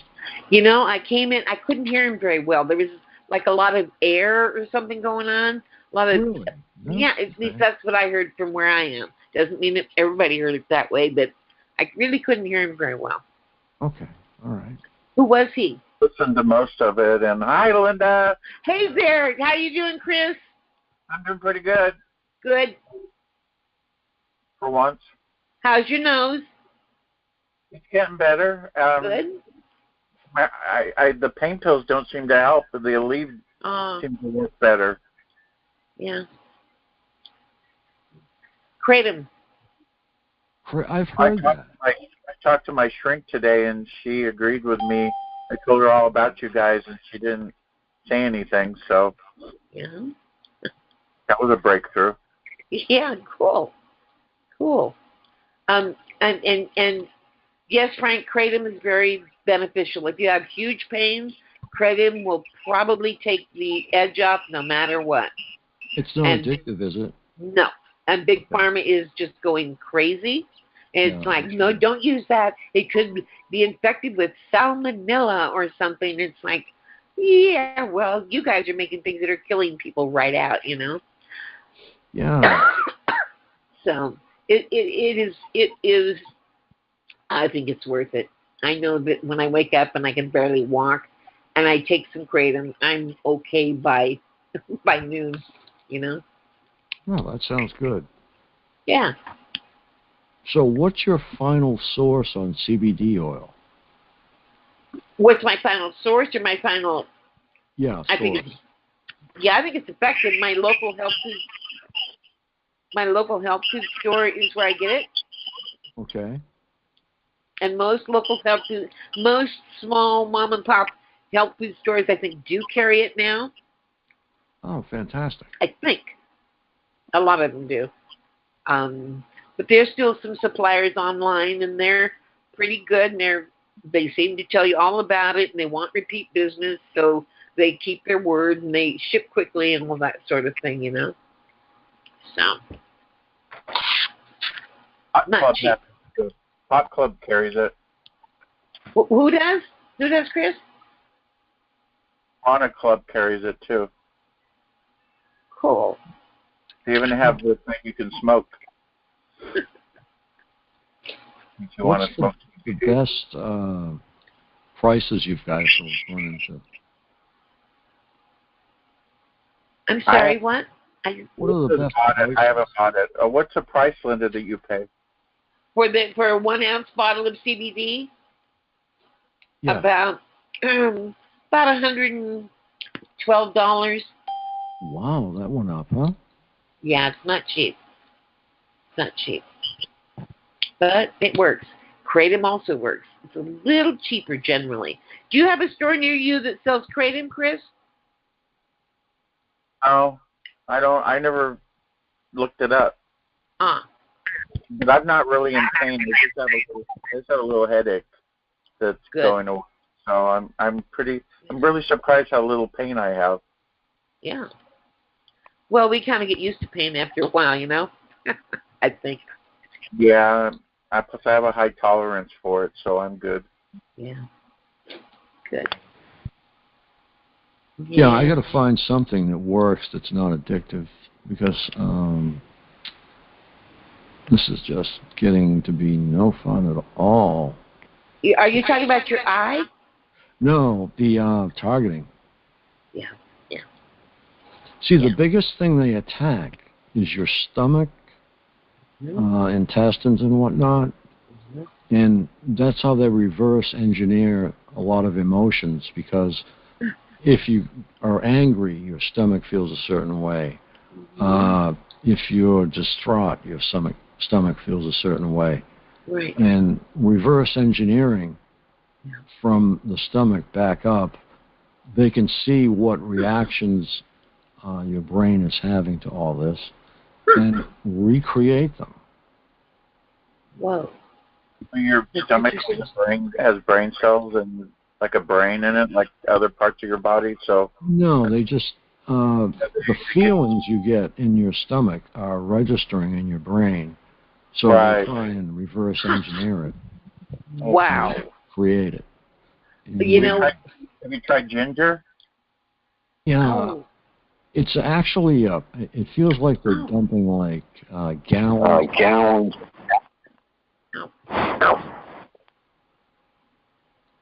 So I think that we'll take care of that. That's interesting. When you get bloated, sometimes I just get so bloated and it happens I'll not even eat for 2 days and I'll still get bloated. And I seem to be in a bad place when that happens. I'm wondering if that's interesting, Frank. Interesting correlation between the two. You know? Yeah. It's I can feel it when they try and create it. Try and recreate it. Yeah. Wow. But it's really strange. Yeah. Huh. Wow. Definitely no fun. No. Uh-oh. Chris, does ginger help reduce bloating? Something helps. I'm not sure, but it helps with the stomach issues. Does it? Okay. Okay, that sounds good because that's how they get you. Right now, I'm just taking a handful of aspirins and taking them, you know. Yeah. Be careful of aspirin. My daughter-in-law warned me. She's an RN, and she said we see more people that come into the hospital that are, you know, mature people, and one of the main problems is holes in the stomach from the aspirin, because aspirin will eat through your stomach lining. Just be careful. Yeah, I have. Eat food first. I'm one of those people who has a cast iron stomach. Good. You know, I just do. I think you could pour acid down there, and it probably wouldn't hurt. You're lucky. Yeah. But hey, listen, I'm going to grab a cup of coffee, a nice hot cup. And we'll be right here. All right. Have fun. Okay. Yeah. Okay. Actually, I'm going to buy some ginger, Chris. Yeah, ginger's good. Yeah. Natural too. Exactly. How much do you take though? Of the ginger root? Yeah. Whatever they. I'm going to get a bottle of it. They have turmeric and ginger. Son of a gun. Yeah. All right. Well, we'll try that. Yeah. I will report back in. Okay. Okay. I pickle mine with Asian vinegar, and it helps make it taste better. Okay. I think I'll probably just get supplements, you know, and see how that works. You know, you can tell what really works for you because they keep removing it. I used to take a supplement called Mood Support, and I bought 2 within the last couple of months, and they're both gone. So, and I was in a better place when I took it, too. So. Say hello to my little friend Willow.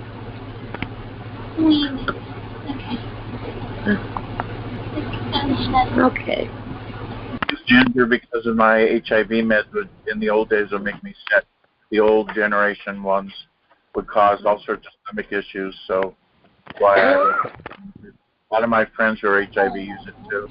And instead of aspirin, you can use Aleve, which is easier on the stomach. Frank, naproxen. Yeah.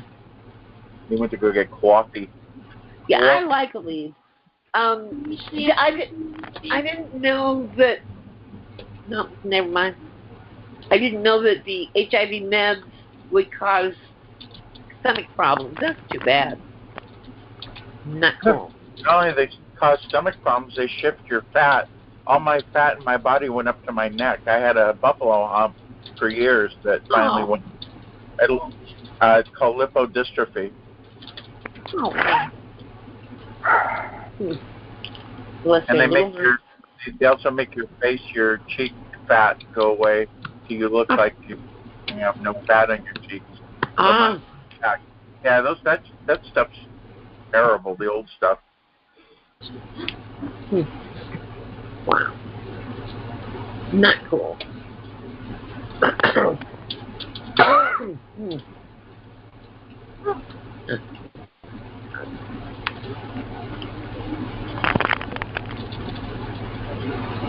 All right.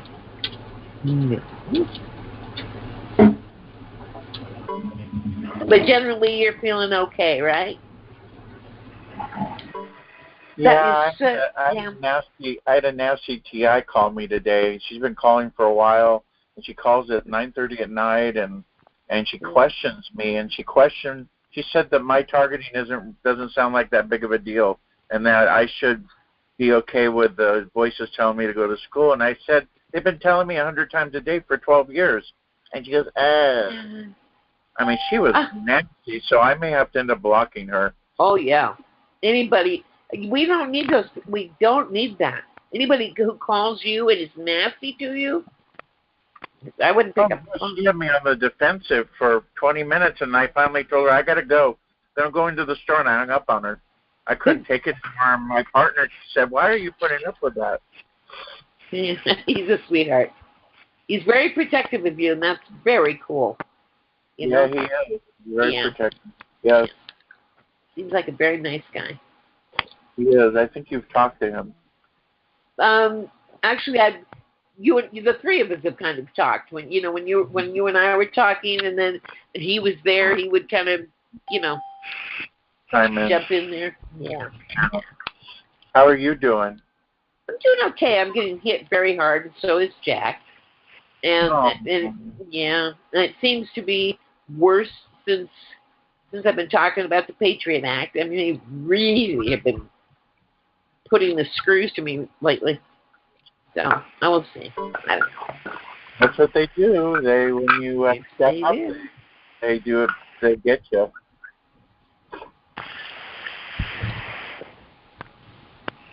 Oh man! That's why I don't go to rallies. People keep asking me to go to the damn rallies, and I tell them I'm a researcher. I'm not an activist, because I don't want to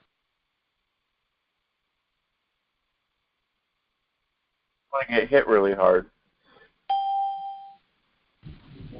So that's just the way I know what you mean. Yeah. Basically. Out of the blue, I was muted. That was so weird. Had the same thing happen too. Yeah, wasn't that weird? Yeah, very weird. All of a sudden, you're on something on Facebook and you're muted. Yeah, it's weird. Oh. I support the rallies 100%, but I just can't go to one myself. Yeah. Not what it's all a personal thing. Yeah, I supported ACT UP, which was an AIDS activist organization, and I gave them money and I helped them in behind the scenes. I didn't show up in person. Yeah, we all do our part. I was really hammered by someone who said, "You don't even bother going. You didn't even you do nothing for this community." And she said, I was there the night she said that. Yeah, that was terrible. Yeah, I thought so. Thank you. It's like, really, must we all attack each other out of the blue like that? I don't get it. But I don't get it either. I don't get it at all. We should be uniting, not fighting. Yes. We don't need to do that to each other. We're all good people. We're all trying hard, and we all have different targeting, and some of us get it worse than others, but such is life. I see ABC around, and I'm wondering. I saw something like maybe he's not detoxing quite so much, but now I can't see him. He's on the call tonight. Oh, and Goodness sent you an email, so check your email. Okay, thank you. Yeah, she sent it earlier today. Okay, I will check. But hello, can you hear me? Yeah, is this ABC? Hey. I just heard my name. How are you? I'm doing I'm alive. Yeah, that's so familiar. But the detoxing isn't quite as. Are you not quite as into it? Maybe. Taking a break. It's been about 6 weeks right now. Mind you, I'm gonna let you know, like, since the day I started, and you know, the effects that it has on me have been like night and day. So like, I don't know. It's worked out pretty good. But I went to the point where, like, I was literally burning my skin off. It seemed like I put so much acid on my body, and it was just like, I mean, I did it twice a day, sometimes 3 times a day, and like I was literally like shaking, like with the acid burning on my body, and I got to a point where it's like I think I hit the max potential of it going away for my scenario. And I just said, you know what, screw it. I'm just going to see how long it goes for a little bit until I have to start doing that again, because I don't like doing it. I mean, like, I told everyone to do it. It's well worth it if you can get, you know, at least 30, 50, 60, 70% of it to go down, but they'll still hit you hard, you know? Like, that's the one thing. It's like, people are fucking evil, you know? Like, and it's an AI program they have going on, so it's like, I don't even know. Like, it's hard. It's hard to fully overcome it. Like, I know Connie says that, you know, she doesn't get it at all anymore, and that's really hard for me to believe nowadays. But you know what? I do trust her that, you know, there's possibilities. Everyone's a little bit different, but it's still. What are you detoxing with? I was doing chlorella. What's it called? Bentonite clay. I still do that once in a while. But the biggest thing I found that really, really helped me was because they weren't allowing me to eat. So, I mean, like, I was getting, like, my stomach was turning into stone, basically. Like, and they put pressure on it. I feel like I had rocks in my intestines, and it really hurt. But I do apple cider vinegar every single day, like a shot of it. Oil of oregano. I know that stuff is amazing. I mean, like, that's like a godsend right there, oil of oregano. I use the 1,000 milligram one. That's the highest one you can get. No, it's 1,500 milligrams. Sorry, 1,500 milligram. 90 tablets from Nature's Bounty. Just looking at the bottle right now. Magnesium, boron. Like, I still stay with that stuff because, you know, I want to eat my food, and they didn't allow me to eat properly for probably 3 or 4 months. I had to take Metamucil every single day, which is just a psyllium fiber, or I couldn't eat anything. But no, I've stopped doing the skin cleansing stuff because whatever I had on my skin, it's gone. I mean, like, they can make me itch, right? They can do light pulses on me. They can't heat me up. You know, they can still clench certain muscle groups in my body, and, you know, like my right side of my abdomen there. Like, they can still put like a clench hold on there. I don't know if I have stuff in my liver or if I have stuff in my kidneys that's allowing them to do that. I've been kind of curious as to why the right side. But I don't know. It's gone down quite a bit, you know. They still go pretty hard on me, though. I mean, they don't like the fact that I got rid of all that stuff, so they'll still hit me hard.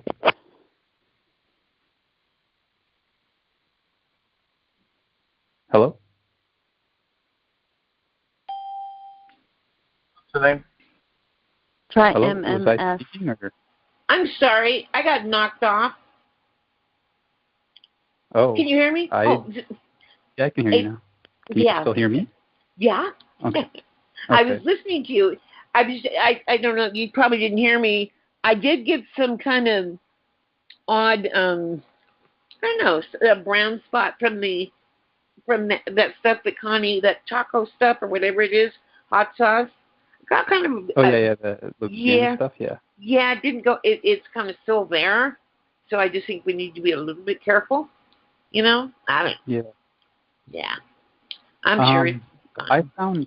I was doing, I mean, like, me and Fetzer were kind of talking before about switching it up and doing different things. Like, I was doing the ketchup routine for a day or two, then I'd go back to the lime juice, then I'd go to the hot sauce, and then I'd combine hot sauce and lime juice and use it in like, hot sauce first, then lime juice, and then lime juice, and then hot sauce, and try different combinations with the Dr. Teal's foot cream, without the Dr. Teal's foot cream, Epsom salt baths. But, one conclusion I kind of got to is like, when they were testing all this stuff, this biofilm wasn't there. So like they could still do stuff to people. Yeah. I don't know if it's possible to fully get it off. I mean, like I've got it down quite a bit. Quite a darn bit. But it has to get exposed. That's the only way we can get through this. And I don't know if you've seen Kyle's new video, Linda, but he has the videos of like them actually showing how the brain interface like can actually read images, and it goes into the computer. Oh. And that is crazy stuff, because there's a few articles that I was even searching on before they really slammed my computer, and like now it's running at half the speed as it was. Yeah, me too. I mean, I type something and it comes up later. It's like, I hear you. Yeah, like my computer, I mean, I have the fastest boot drive ever. Like I have an NVMe, it's faster than an SSD, and I know this is technical terms, but it's like lightning quick. And like my computer was running like it was like an old 1991 laptop. I was like, oh God, what happened here? But now it's kind of gotten a little bit faster, but still it's I never had that happen to me before, but they started to see that I was doing research on it. But there's a link that I put, I think Chris has it. I can put it in the chat actually too. But it shows when you have something, like when you see an image and it processes through your brain, the computer program they have, the computer interface has a 96% accuracy of recreating that image exactly how you see it. They did a test with 120 people. Yeah. And their different facial expressions, they did a test where I think like a group of people saw 120 different faces, and the computer was accurate about 96%. I mean, like to the very wrinkle on their face and their expression as recreating it with color.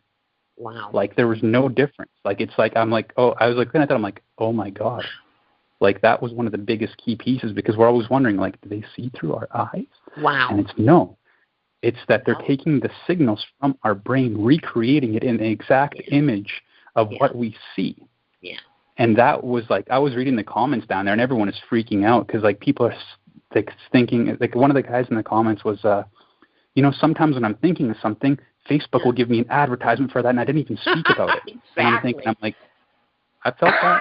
I've been there. I know that. Yeah, but it makes so much more sense than seeing through your eyes, because that is such a complicated process. But seen from they've been reading brainwaves. They used to have to put electrodes on heads, and they don't have to do that anymore. They're just reading them. But they've been reading brainwaves for years. That kind of makes, because seeing through the eyes, that's pretty tricky stuff, I think. You know? It is. Yeah. What's funny, how you're talking about the electrodes, that's the first technology, or it's like the releasing version 1 of what they started off with, because they have that helmet cap where it has like all the different electrodes on it, and that's like, what I'm thinking in the 60s, like early 60s or something like that, when they first started working with this stuff. And they can read they're your not moods, right? They read moods, they can alter it, they can do all that kind of stuff. Yeah. And it was just amazing. Like it's like even in the Forbes magazine, it's like this stuff can actually can predict what you're going to type or what you're going to say. Huh. And they're already bringing that up in the system right now. So, wow. Yeah.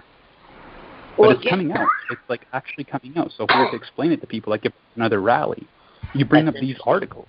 You bring up these articles. You make like a PowerPoint or something like that, or something like really quick, like a handout. Yeah. And you just like, this is what's happening. And the best way I was thinking about it is that people are going to be like, no, that's the newest technology they have here, this and that. We have to find other things to be able to express it. Like, think about this, and this is the way that I could kind of explain it to people. It's remember back in the day when we had wired cell phones? No one thought in our day and age that we'd be able to send a text message. Furthermore, sending a video or a picture. But now look what we've done in the past 20 years. So if you don't think this is possible, what is a Wi-Fi signal sending? What is an electrical frequency capable of sending? It's capable of sending data. Data in a different form. It doesn't need to be physical.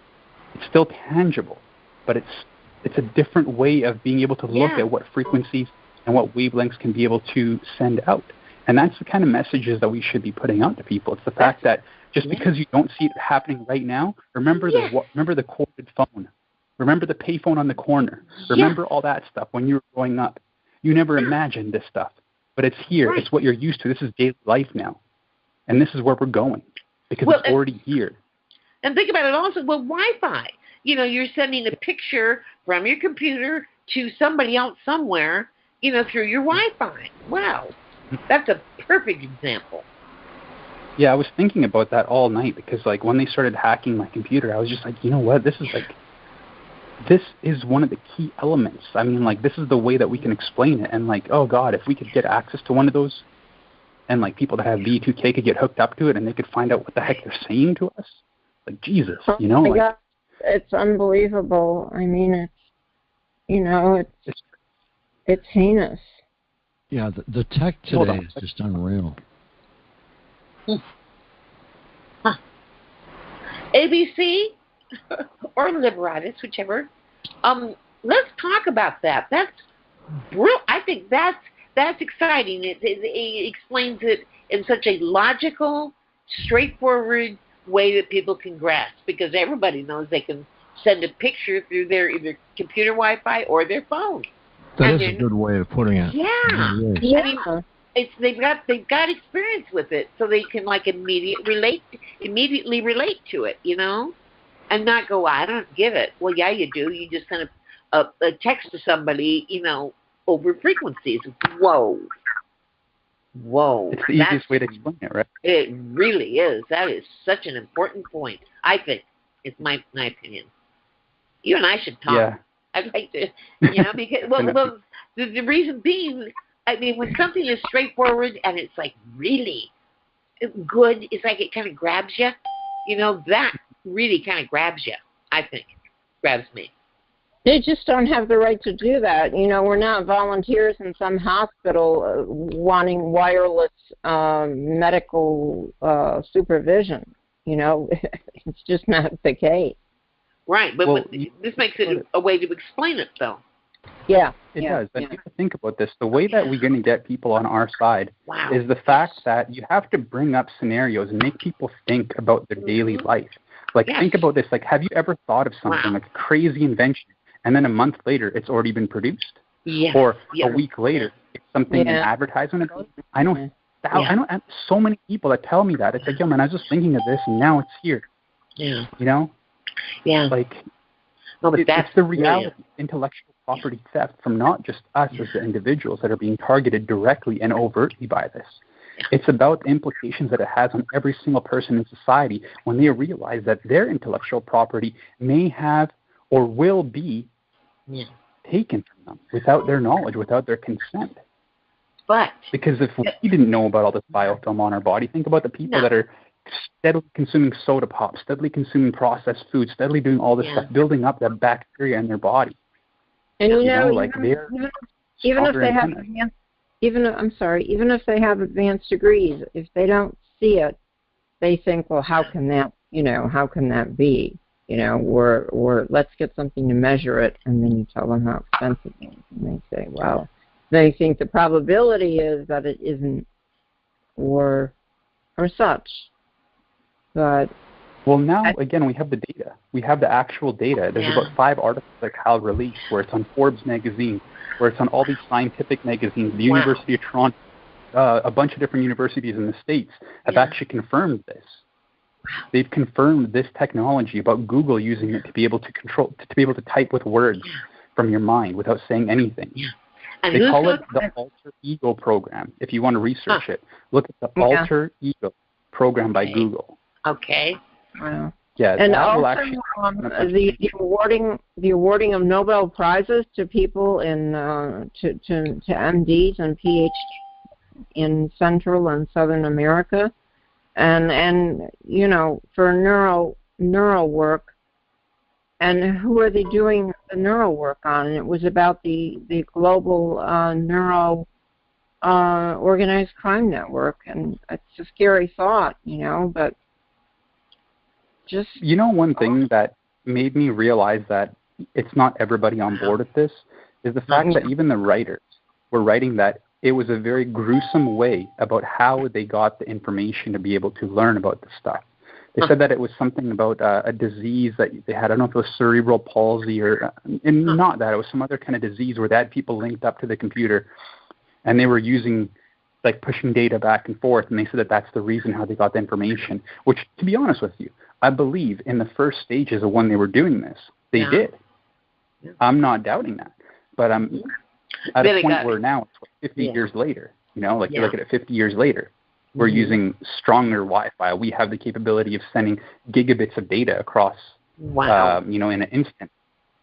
So the computer is an AI system. It has to be an AI system because it has to be able to take all that information, process it, make a visual of it, make an audio track for it, have a program in place to be able to, in the speed of light, respond back, which is only capable of AI. So the human input, I think, is very, very minimal because it truly is an AI system. Okay. But I don't know. I think the brilliant part about the phone thing, sending images, is you say it to someone and they would get it immediately because they use it. They know it. They're familiar with it. Have they ever thought about the fact that they're sending a picture over a cell, from a cell phone in frequencies? Have they really given that thought? Probably not. And it's a high quality image. You got to think about it. Yeah. They're using 4K images. They're sending 4K quality images. Yeah. Which is the ultimate high definition that we have. We have 8K, but we don't have that on phone yet. I bet you some Dubai guy does. Wow. But not us. But you have to think about it, the quality of everything. It's not just the visual image. It's the sound file with it, too. It's so much information in one little tiny package. And that's just that's only consumer-based product that we're talking about right now. So you talk about the military. You talk about, advanced, places like DARPA and all that kind of stuff, which I wouldn't recommend bringing up too much. I think the idea of it all is to get people to question their own ideology. And they have to have it in their mind to, go back home instead of being forced to go study something, to be curious enough to go study it. Yeah. That's the thing. I think the curiosity, they said it killed the cat, but I think it made some cats smarter, to be honest with you. Yeah, exactly. They got lost a few, but Yeah, you have to have a few people jump across the cliff before they realize they need the bridge. So. That's such a good point.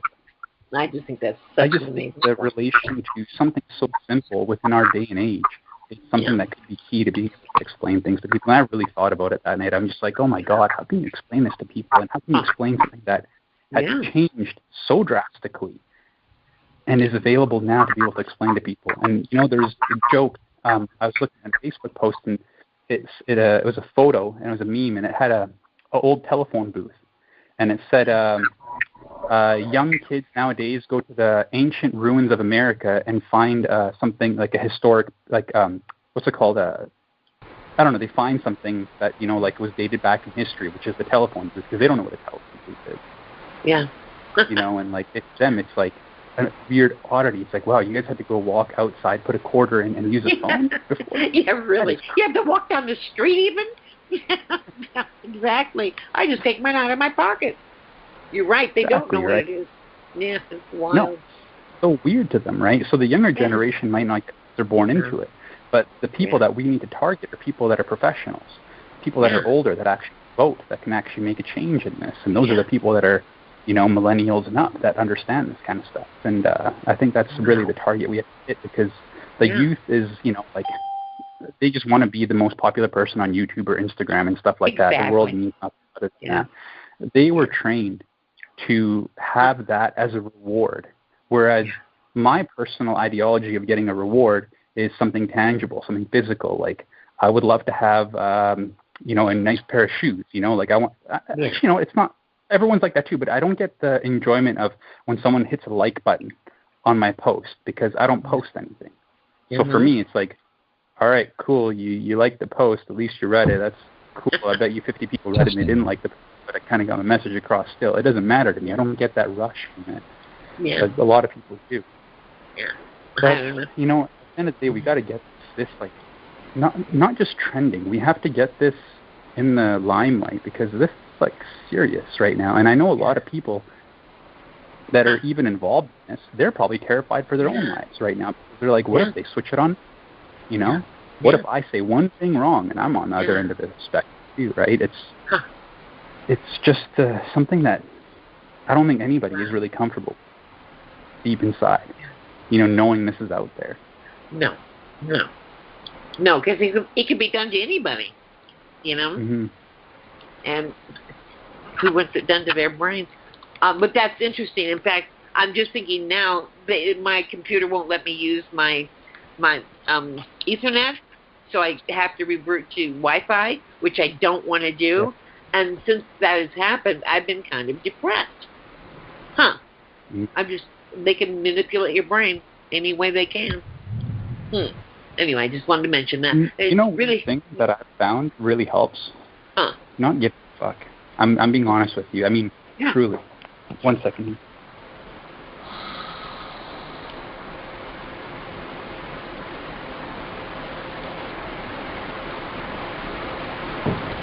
Sorry, I guess I had to go another line. That's sorry, good. but I was just saying. That sounds like a really good idea. Not giving a fuck? Well, that too. Something like that. Oh, sorry, I didn't hear that other part that you were saying. I was just saying, like, you know what, deep inside, like, you have to just I got to a point where I don't care. I don't care what they do. They can do whatever they want to me at this point. I'm not even speak back to the V2K. I don't acknowledge what they do. I don't even care. Like, they'll hit me, they'll hurt me. Yeah. What are we going to do? I think talking to them is like, giving them even more data, giving them more of ideology that it's working, right? Yeah. No response, I think, is the best response. But again, that's just me. No, at the point where it's like, you know what, you just go through it. You just have to deal with it. Like, there's just... You gotta shrug your shoulders and you gotta kind of just say, you shrug your shoulders and say, they've been here again. Oh, well, move on, or they're talking to you again, move on. I agree. Well, one thing I also thought about is, not even talking about what they really do to me anymore. That's why I just decided not to. I'm not going to. I'm not going to indulge them. I'm not going to give them that pleasure of thinking that they're doing something and it's bothering me, because nothing bothers me anymore. I'm at a point where it is what it is. If they strike me dead right now, whatever. It doesn't matter to me. Yeah, I think it kind of has to get there, doesn't it? Yeah, you have to kind of just alleviate that stress off yourself and just say, you know what? I'm still here. You know what? That's all it is. Yeah. It's day in, day out fight. And the more we think about it, the more we dwell on it. You could take one part of the scenario and you could expand upon it. Just keep on going into detail. Why, who, this is going on, that's going on, this is going on. Yeah. When there's greener pastures everywhere, you just look at something else. Like, I saw another photo where it is, because I follow Eckhart Tolle. I don't know if you guys know the author Eckhart Tolle. I don't know. Or whatever. He's like writes some really like living in the moment kind of stuff. But I follow, and it was like a girl that was saying that I chose to give thanks to the rainbow instead of dwelling on the rain. You gotta see past what's right in front of you and see something a little bit further. Take enjoyment out of that. It might have done something. Yeah. Going through some pain, but find something that'll get you happy. Yes. I think that's what is strength there. Yes. Keeping our frequencies up, keeping our own internal, not letting ourselves drown in the misery. Just keep up. Just keep going. Laugh if you can. Find something beautiful right now and keep living in the moment. That's so important. Yeah. Look past the rain. Yeah. Look past. It's I don't know. I got a few. I like live in this like I don't know. I live where I see stuff and I kind of interpret it into everything is part of God. God created everything. So whatever is is in a way his creation, whether it be this technology boom that we're going through or, nature.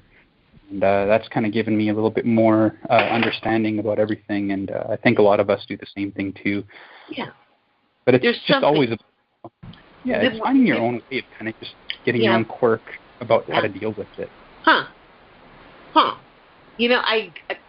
so agree. Yes. That, living in the right here and now, living right now, lets you stay out of the future and what are they going to do and what, and that's, for me, that's when it gets really heavy, is when I get the fear of the future, There's a few things I'd like to say about what they say to me and stuff like that, but I'm not going to acknowledge them right now. Like, I'd like to give some stories about something, but you know what? I'm not going to acknowledge what they say to me. I'm not going to acknowledge what they do to me. And that's, there's no point. Yeah. I find also is like what people talk about a lot is that they'll do it to others, Like, let's say you're complaining about this thing right here, and then, next time you come on the call, the other person's like, oh, I got that too. Yeah. The more we complain about something, the more they take the ideologies and the fear from an individual and use it against them. Yeah. I've found that in a lot of the calls. Yeah. That's why I won't be saying much about anything, because, again, it's not the way I'm going to keep myself programmed. Yeah. Okay, Linda. Okay, Linda. Okay, I put this on again. Okay. Okay, TIs, can you do this? How long are you going to live? Now, this has nothing to do with your perps. This is stuff that you can work on to make yourself stronger and extend your life. Okay? Now, whether or not I can do this, I'm not going to say. Okay. But I think we all should be working in this area rather than sitting and thinking how we're being attacked right now. Get off your chair and go try to do this. And it's right in the chat room. And if you don't get the chat room, let us know. And I'll mention it on air so everybody can do this. Okay, I'm not sure. Sorry, what? guys. Oops, What? I just started. I just went there, and the music was coming over the. I think you guys could hear the music. I don't know. No music. Well, the one I went to, it's got people playing horns. No. Oh dear, did I do the wrong thing? Okay, let me do another thing. It's a life expectancy test, and it's people in a park. Oh, okay. Yeah. I don't know if there's horns. It says now if this lady is an example of staying young, I'm sorry, but nah. Anyway. Yeah, but she's 98, Linda. She's 98. Okay. Okay. Well, yeah. Okay. Really? She's very alert. I had a 98-year-old yoga teacher there, so you think, oh, she looks terrible. You're thinking she's 48, right? No, she's 98. So that's amazing. Well, I'm going to bookmark this baby. Yeah, it's something to work on. And, you can outdo your perps, because I can guarantee your fat, ugly, slovenly, low-class perps couldn't do this on the last day of their life. Well, I think you're probably right about that. From what I'm watching, this lady's trying to get out the... Wow. Yes, that's what it is. It's very difficult. Some people can do it, and you would never think they'd be able to do it, and other people you think could do it can't even do it. So it's really strange. Huh. Well, they look like they're having fun. Yeah. A day in the park. Yes. Just get up off your feet. This is really interesting. Is this all we have to do? Just get up? Not that it looks easy. No, it's a little deceptive. Yes, it is. Yeah. Yeah. Now, I can get up off the floor. A lot of people cannot get up off the floor because they don't understand. You have to put weight on the back foot, and they don't push off. In other words, they don't walk in the sand. They don't run. So they have forgotten. Now, everybody can do this, but you have forgotten how to push off. And I had to tell my left leg, dig in and push, and I got up immediately. And I'm thinking, I have to tell my left leg to do that? I mean, it's because we have not used this technique and muscles in so long. And I would say that's most people over 50, 55. Yeah. So I keep saying you have to keep your strength up in your legs and your glutes, because you won't be able to take off. You won't be able to get up if you don't. Well, and I would assume practicing getting up with this. Practicing this makes perfect. This. Yes, exactly. It's not easy. Let me just preface it with that. No, you need balance too. It looks like. Yeah. Balance and strength. Did they cut me off again? Now, there's another little short thing I can put on just about getting up off a chair and using your right muscles to strengthen them. And then the second thing that is on right now will be easier. But you would be surprised if you watch some people get up out of a chair, they hold onto a table, they push themselves up. And I'm not talking older people. I'm talking people in their 40s. And you should be able to get up from a chair without touching a table or without leaning way over, you know. Yeah. You should be able to go straight up from a chair. You know, and we lose that ability because we don't do it. We don't try it. We don't make ourselves aware that we have to go straight up from a chair. And squats, they say, is the most important exercise you could do. We can all do that without going to the gym. Just do squats in your living room, and you will gain strength. Boy, I used to do all this. My God. I know, me too. Don't even talk to me about this. They've wrecked my foot and my shoulder and my stuff, so that I'm so weak, and it's taken me. But I did take a walk, and my neighbor said, "Boy, you're standing so much straighter." I was really scooping over. Yeah. And I've been doing back exercises, stretching the chest, tightening the back, building up the muscles. Yeah. Let me tell you how quickly they go. I hate to say it. Oh, I know. For both men, women, old and young. Yeah, but the thing is, your muscles come back quickly too. It's been my experience. If you work them, and you have to be consistent. Yep. And Jane Fonda has a little simple cardio for 27 minutes. Yeah. You're walking a mile, and she's doing exercises. I mean, when I was in her class, that would have been just a piece of cake for me. I can't even get through 27 minutes now. Yeah. I have to sit down. I feel like, I don't know what, an old woman or something like that. I don't know. Yeah. Wow. Well, we can do this. I have no doubt. I think we should take 10 minutes out of every call and put people through exercises. Because they'll feel so much better. They'll have a more uplifting attitude when they tell us how terrible their life is, you know? Yeah. What is the brain chemical that exercise releases? Dopamine. Or endorphins. Dopamine. Yeah. Yeah. That's usually after 30 minutes of running. I used to get the endorphins. It's 30 minutes. But you know, the way we are now, 10 minutes is good enough for me. I feel great. You know? Yeah. Well, the runner's high? With the runner's high, it's 30 minutes, or they have 12 and a half miles or something. Yeah. As if. Not anymore. I get the runner's high when I drive 12 miles. Your expectations are lower, right? They certainly are. This whole film, it goes on and on and on, and the whole thing is about getting up off the floor. Yeah, but you see how many can and cannot do it. It's amazing. Yeah. I know. I have to get some more exercise. Yeah? Yeah, well, I'm sitting in front of this computer a lot of the time. That's the problem. I know, for everybody. Either talking or researching or doing something. And I've just got to get out more, that's all.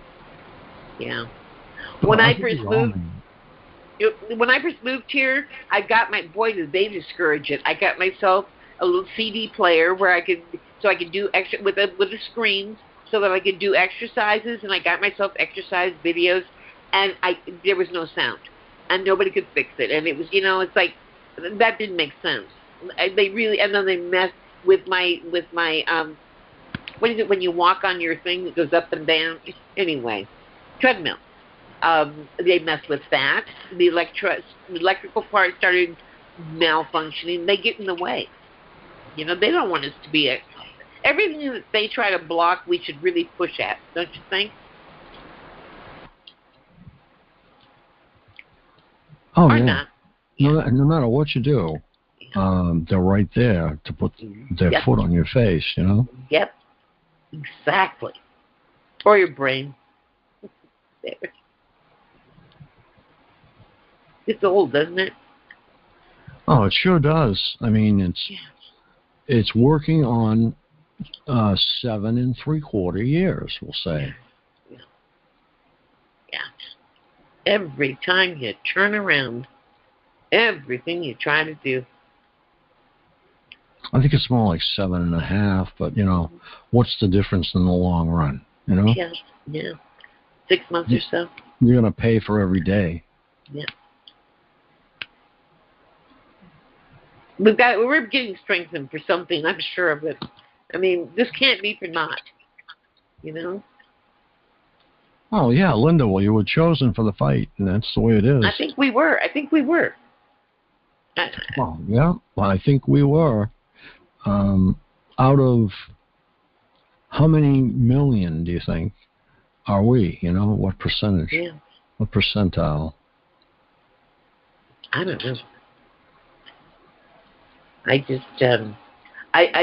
We were picked for this fight. That's a good question.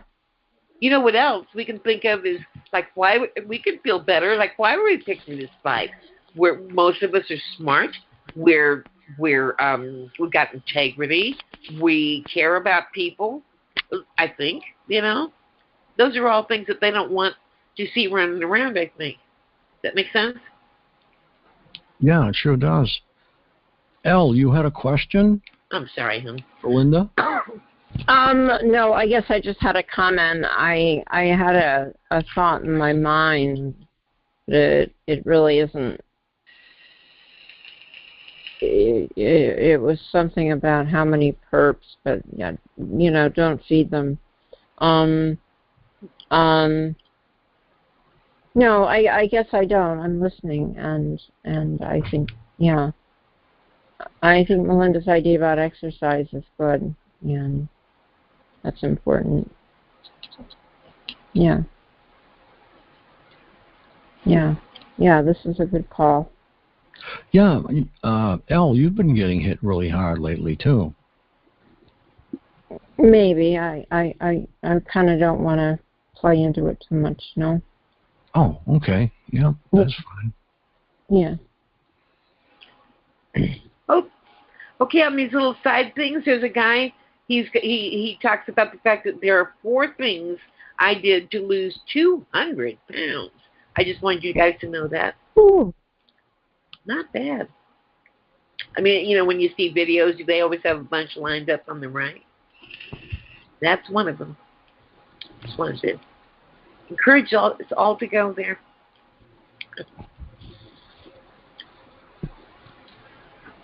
Yeah, I'm sitting here. I hope he lost it over a period of time.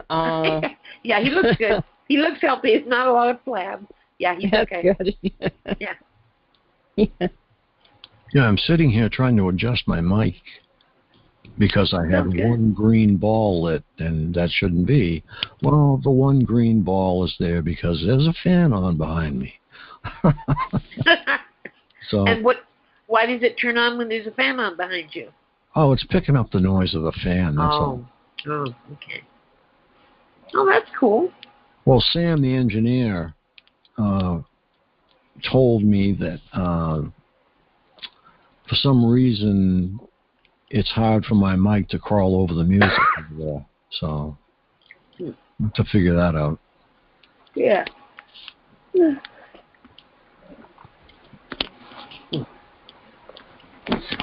It might be the fact that I'm sharing to a free conference call, because that is probably sucking a lot of juice out of the whole thing, you know what I mean? But so I'll have to figure that out, because the mic is being split. So yeah. Go ahead. Sorry. Go ahead. Yeah, the mic is being split. In other words, the mic is open over there, and the mic is open over here, and I'm actually getting split in half, and I probably can't crawl over. So I'll have to just get another interface to get you guys in. Yeah, the one's got to kind of be bleeding off the other one. And something's happening, yeah. Well, I can punch another computer in, probably. I wonder if that will work. Yeah. I'll try it. I'll just be F. Allen on the other computer, I guess, or something. Yeah. Well, we got a hacker that did it. Yeah. Came on as you. Did you see what I did to the hacker? I heard it. I took him apart.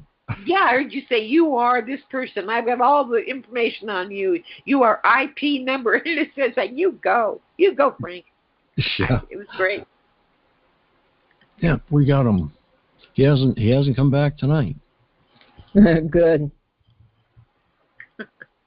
We don't need them. My gosh. There was a new late call the other night. And, I mean, it was announced on Ella's call. And this guy hadn't done any calls before, and good God, he got hammered by perps. The minute they hear a new call, it's like, there they go. You know, see what they can mess with. It's amazing. I guess it entertains them. Where's this new call at? What's his date? What are his dates? I don't know. He just had one after Ella's call on Thursday, and his name is Christopher Ellis or something like that. I don't remember right now. Lewis. His last name is Lewis. Or his first name is Lewis. Christopher Lewis. Yeah. That might be good to get him for an after call for us. Yeah. Yeah. And he's very nice, and he seems he seems smart, all those good things, and he's not mean. He's just a good guy, you know? Good. I'm glad to hear it. Yeah. Yeah, he's going to be doing late calls, I guess. And Marcus, I heard about that survey that you just put in the chat, or a few minutes ago. Yeah, that was the one that woke me up. It really opened my eyes up to when I was learning that I was being targeted by a group of 3 to 50 stalkers, and I think the group targeting me, Frank, was like 25 stalkers.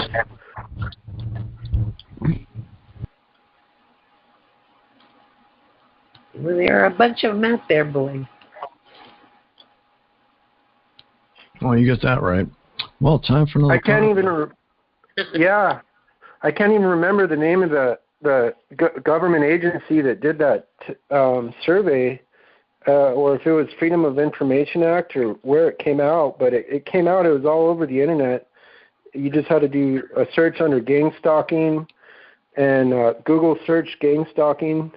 And then there wasn't too many other links that would come up besides that for a survey of number of Americans that have been stalked before, or complained of symptoms of being stalked, or signs of being stalked, like feeling like they were being watched or spied on.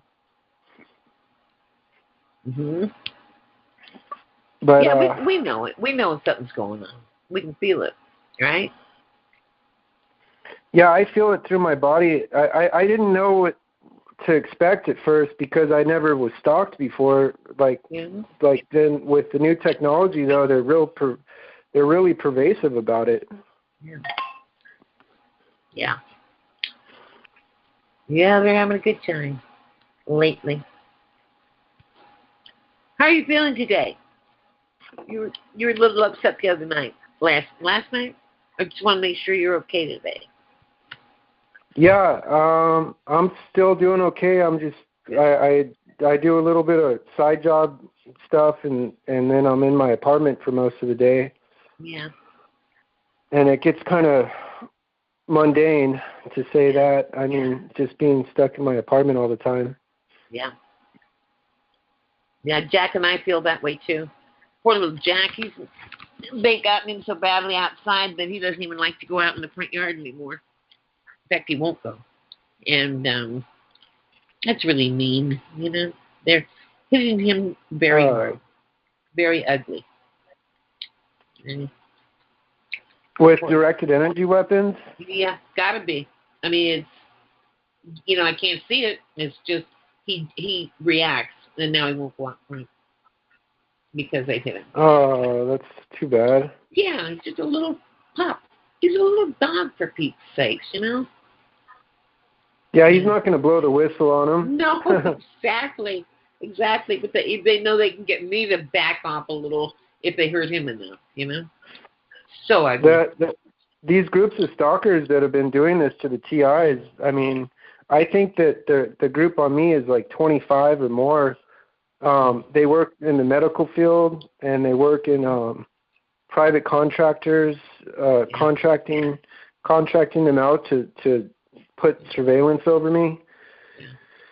And then they just kept getting worse and worse I've been targeted the same amount of time as Frank, I guess, about 7 3/4 years now. It started really bad in November of 2011.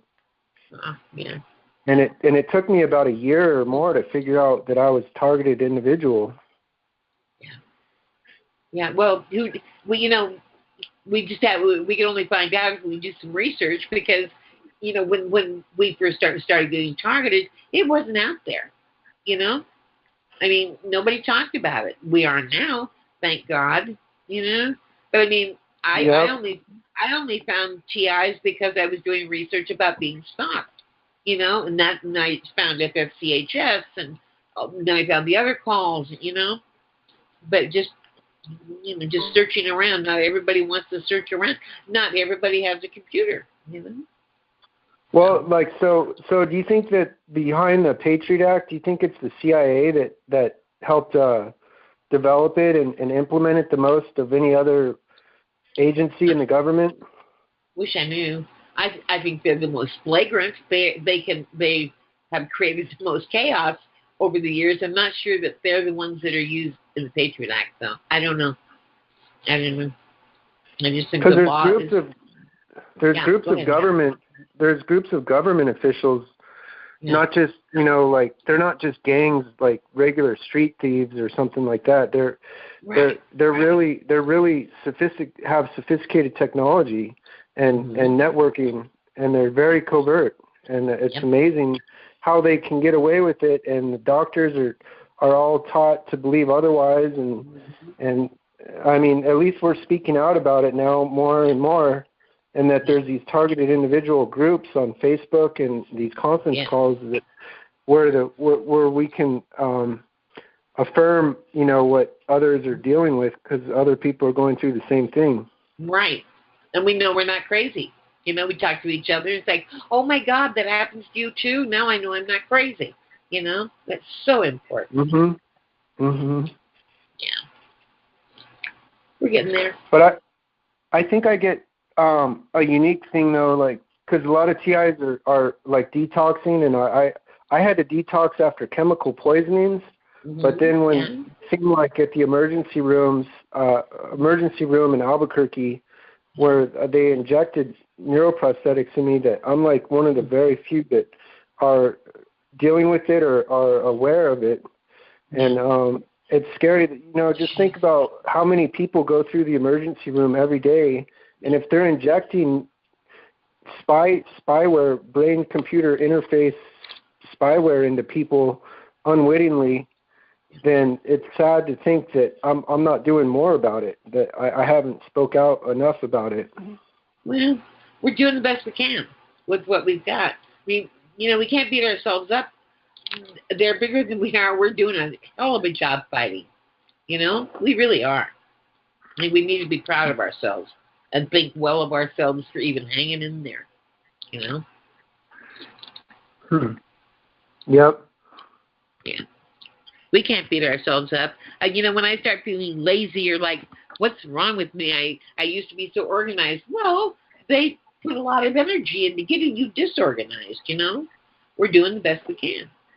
Yeah, they're chaotic. They fall into chaos, you know. Then there's orderly people. There's cleanly, tidy people, and then there's nasty people, and they fall into like the reasons they targeted me. I compiled a list in my head. There was like hundreds of bad reasons why they targeted me, but not one good reason why they ever targeted me. Huh. Yeah. And even if they had a good reason, it's still so unethical and criminal. Yeah. Yeah. They shouldn't be allowed to do it, even if you know, like someone was accused of heavy crime or something, you know, then that's still it's crime. Like it's still crime. It's still like torture is a crime, I think. Yeah. And so and they need to go find. They need to go find a better way to do what they want to get. Well, I don't know where they want to get with all this, but they need to find a legal way, you know, and not use. They don't have one though. That's why they're so covert. They don't have a legal way of doing it, and they get away with it because we're self-empowered individuals. They say that a self-empowered individual is a threat to the nation. Well, like you're very self-empowered, Linda. I think you have a big voice, and I think it's a compliment to be self-empowered. And I do too. Thank you. I appreciate hearing that because it's the opposite of what I think of myself half the time. You know, when we beat ourselves up, I think we see ourselves as weak and not taking care of business, and we should be seeing more of what we should be doing and all that kind of stuff. We're doing the best we can with what we've got and with what we're up against. I don't know how we can do any better.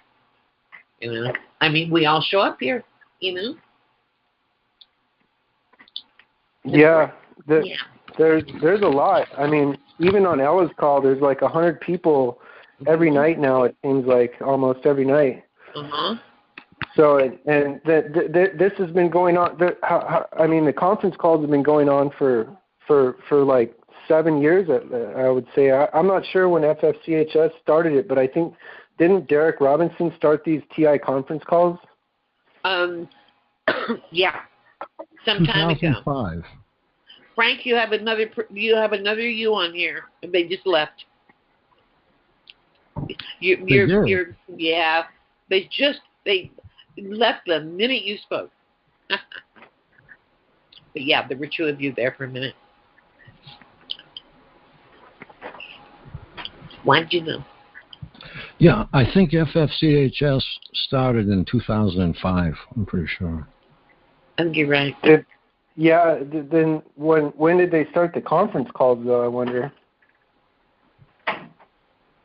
Yeah, no. I don't know. Probably around the same time. I don't know. You know?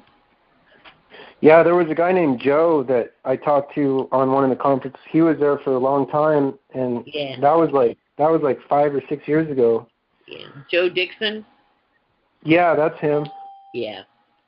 I hope him and his family are doing better now. Yeah. I think they are, because he hasn't been on the conference calls for a long time. Right. His mom died, and they had to sort of regroup when she died. So he's a good guy. He's got a good heart. He's on Facebook, by the way. Oh, look him up. Yeah. And then Kyle posted a recent thing on YouTube, I heard. Yeah. About the brain-computer interface, and it's creepy, Linda. They have my images of my thoughts to a degree. To I'm not sure how they shape it, how their computer algorithms, EEG, neuroprosthetic, surveillance, remote neural monitoring looks like on a screen, but I'm sure they have ways of peppering it up so it looks more like a normal sense of view than just like computer algorithms. Well, it's creepy that someone else is reading my thoughts and that they're really sadistic criminals, that they've got away with murder. They got away with rape. They got away with treason. And I don't want them to. They're nervous of cops, but I don't know where they do it from. Where is their workshop? Is it in their? I think it's in their home somewhere. But then they have like a headquarters somewhere where they have like a supercomputer monitor with a touch screen that can stimulate nerves in my body. Yeah. You've been hurt more than most, I think. You know? I mean, you've been wired more than most, I think. Yeah, I've been really wired. I mean, I've seen 5 neurologists. Yeah. And they don't want to believe me. The best they could do is say that I'm schizophrenic and delusional, and I should be put on disability. Well. And but how come after a needle draw something blocked my blood flow a week later, and then a few weeks after that I felt something boring into my spinal cord for 3 hours, making my body shake. In January 2014, and then it was the worst feeling of my life, and then I started having all the involuntary movements after that, thousands of them a day. Wow! So the neurologist should look deeper into it instead of saying that, he just his brain imagined something, so his hands start shaking and his limbs shake or twitch and. They come up with all these new ideas as to what it is, and the neurologist I've talked to the most about it says that there's no way that remote neural monitoring exists. He said there's no way. Yeah, he doesn't believe it's possible, and that the technology is out there. Well, hand him documents that were published in 1972 by the Navy that talks about this. Talks about the frequencies. Is he going to question the Navy? I mean, it's been around for a long time. They've known this for a long time, and the Navy's a credible source, as we know. I gotta compile my research better. I try to write letters about it, and then I just start talking about more of a testimony type of thing than I do like the research. Yeah.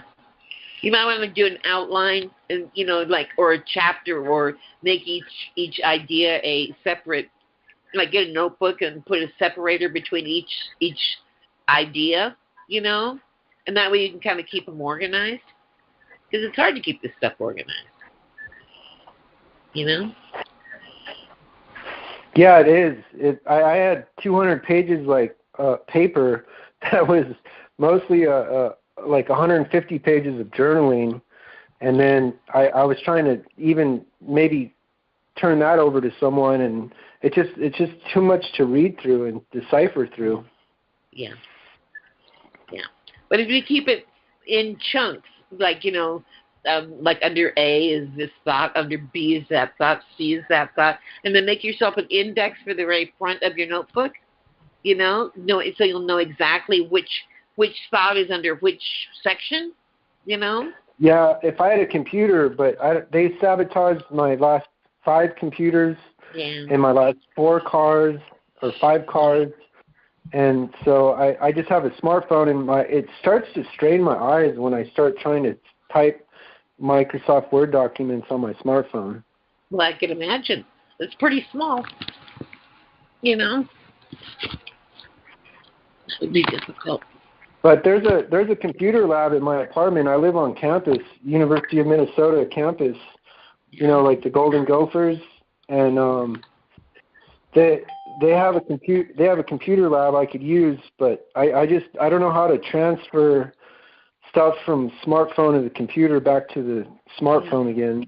It's just like their own. It's kind of like, it feels like I'm in a library and I can only use it that one time. I can't really divulge or divest too much effort into. Hey, Mark. Yeah. Marcus, download OneNote. It's a Microsoft app, and almost every Microsoft computer has it already pre-installed. And the good thing about it is that it's synced, so you just set up an email account there. And let's say if you go to the laptop or the computer and you open up your email address, it'll automatically pull your information from the Sky. So when you're typing on your phone, it'll always be the exact same stuff across both different platforms. It's called OneNote. O-N-E Note. N-O-T-E. It's one word. It's a Microsoft app. Could you spell it again? O as in orange, N as in new, E as in Edward, N as in new, O as in orange, T as in Tom, E as in Edward. So it's OneNote. Oh, okay, I see. By Microsoft. Yeah, you just go to your App Store. If you have Android, you just go to App Store, download OneNote, and I'm pretty sure it's free. I don't think they charge for this one. But yeah, it's cross-platform. You just have to set up an email address on it, and it should link between both. Like, that's what I use. And it's really useful. You can set up pages, sections. It's really, really awesome stuff, man. I highly recommend it. So I just wanted to make things a little bit easier for you. I know you're struggling with not having access to the laptop, but that should really help you out. Cool, man. Thanks. That should be a help for me. No problem, man. This is ABC, by the way. I'm just going to be listening to you guys, so I might jump in once in a while here. But yeah, man, I appreciate you guys talk to you guys in a bit. Bye. Thanks, ABC.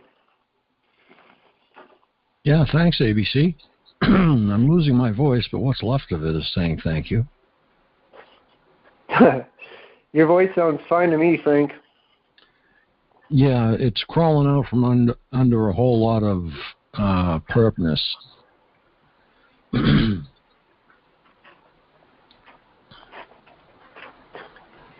I hate these things. I'm surprised a lot of people haven't gone out with guns and shot them, because it's just unreal. I'm too scared, man. I know who two of them are that intravenously injected neuroprosthetics in my body one was an adult rehab center and one was an emergency room triage nurse. And it's unreal that they're injecting people who don't know that they're being injected with new age sophisticated technology. But it's not even about being scared. I have to be rational and reasonable and try to fight them through a investigation. And it's just hard to put an investigation together. The FBI hung up on me 20 times when I tried to call them about it.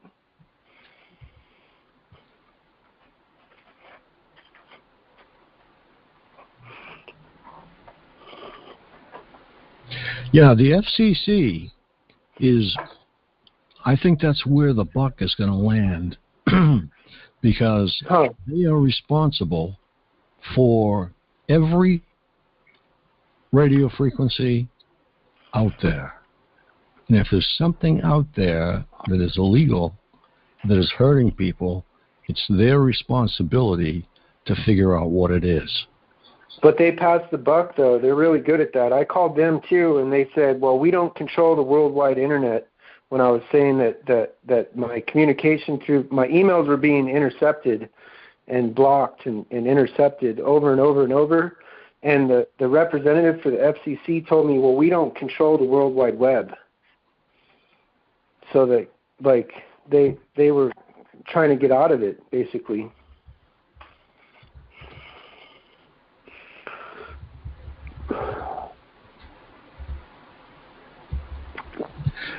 Yeah, it seems like every government agency that you speak with tends to want to pass the buck. Yep. But Federal Communications Commission, it's right there in their name. They can't pass the buck to anyone.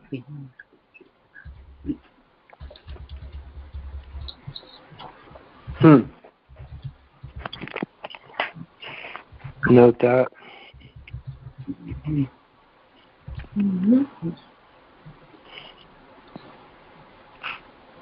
Yeah, well, they had one person who was on a base, and he was using the license of someone who was dead.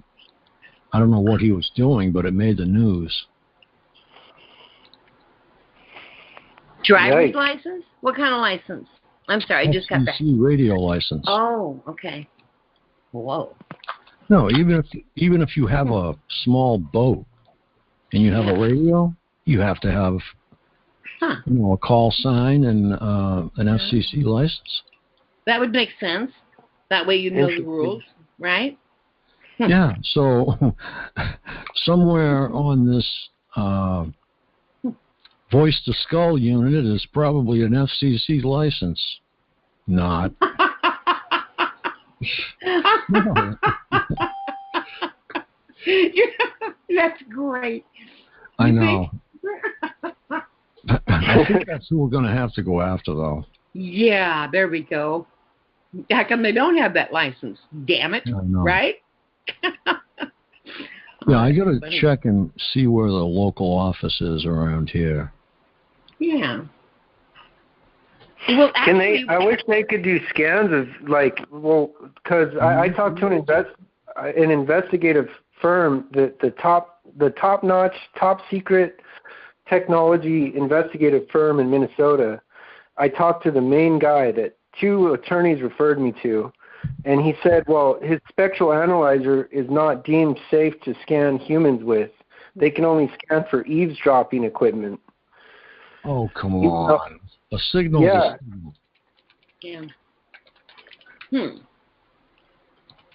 Ask him how come there were like 1,000 Verichips that were taken offline and supposedly trashed, and they end up coming out of TIs. Wow. I didn't know that. Wow. Huh. Not that I have to know everything, but that's wild. Okay, so should the FCC be monitoring the frequencies that are coming to our heads, to us? Most definitely. Okay, and they're not, right? Well, if you tell them, well, they're responsible for an illegal frequency that is harming people. They're responsible if a microwave in someone's house is leaking and it's hurting someone else. So it stands to reason that they are, in general, responsible for all radio waves and what they're doing. And if they're not monitoring that, well, they're in trouble. Maybe that's the part of the government we should go after. Maybe we should lean on them. I think so. There was another woman who was on the GoToMeeting call. She hasn't made her way over here yet. Yeah? That's so funny. She said that she had gone to the FCC like 2 or 3 times and gotten the same thing. But, you know... Well, I mean, if we get the frequencies on what we can measure them, and some of the meters do identify the frequency, if we can get that information, shouldn't we be able to go to them and say, look at this? Yeah, we need to have them check the lower spectrum, which is something that's too expensive for us to check. Really? And you need a $10,000 unit. Extremely low frequencies, is that what we're talking about? Yep. Yeah. Those are the ones, they cause depression, too. That's my understanding. Oh, yeah. Well, the frequencies that they give you, they're either targeting certain areas of your brain or these frequencies change to try and produce what's happening to you. But if you get like a hot spot on your leg or something like that, that's like they targeted one particular spot in your brain, or so it would seem. Yeah. Can they monitor communications through a satellite though? Because there's thousands and thousands of satellites. They can. Yeah. Yeah, it makes sense. They have the equipment. They have millions of dollars worth of equipment. Yeah. And we got to tell them to start using it. But, you know, if they can find you with GPS and tell you exactly where you need to go, find your little car and show it to you on GPS, they really have pretty powerful stuff, don't they? I would guess, yeah. Yeah. You know, okay. So if you have your little, whatever, your meter, and you have a video camera so you can show it that you're getting hit with that in your own home because you got the background of your own home, then that would be, I would think, proof you could take to somebody. Yeah? I don't know. It seems like that would validate the fact that that's happening. You know? Oh, yeah, definitely. I mean, that's why they were formed, because there were so many radios in the country. I mean, you had CBs, you had television and radio stations that required licenses. Oh God, any number of different things. You've got all of these. What do you call them? Ham radio. Radio transmitters too. Yeah. Ham radios need licenses. Everything needs licenses. And you know, it would seem to me that if we can't even use a jammer, you know, legally that goes beyond 10 feet from our house, I understand. If we can't use a jammer because it's going to jam other frequencies that are important, it just seems to me that there should be some way to equalize that out, to make sense out of it, so that we can protect ourselves, you know? I don't know. Yeah, being so bombarded by frequencies, it's insane. Yeah. Like make it mandatory that certain frequencies can only go at a certain level. I don't know. It just seems like they should be able to differentiate so that we could also get a handle on protecting ourselves. Well, these other TIs that got scanned for chips in their bodies by Melinda Kidder and by that firefighter in California, I forgot his name. Greg Camont or something like that? Is that right? No, maybe. My memory's pretty not so hot, but they could detect frequencies coming out of people's bodies, and then they could write a long report about it, and then a person could write an affidavit about it. But I don't know what action is taken, you know, as far as to stop the frequencies, like Scott Walbert, or what's his name, Walbert. Yeah. He was the only one that was able, and Dave Larson, but he consented to having implants in his body that were giving off radio frequencies, and so his doctors removed the implants, and he took photos of the implants and everything. Dave Larson. Did the targeting stop? Did he stop getting hit by the frequencies when they were taken out of him? When the implants were removed? I think so, because he's been really quiet. After his big report, I don't know if they put a gag order on him, but I heard James Walbert, there was a gag order placed on him. Huh. Yeah. And then the other one is Richard Kane had implants in his body that were giving off frequencies, and they were specific to I don't know about radio towers and all this. I don't know like what their numbers are, or their band code, or but he also kept quiet after they implanted his children. They implanted him. They were really, really cruel to implant his family with stuff that emitted radio frequencies out of their body and caused them pain, physical pain. Yeah, he's got a gag order on the settlement of his lawsuit. He can't talk about it. You know?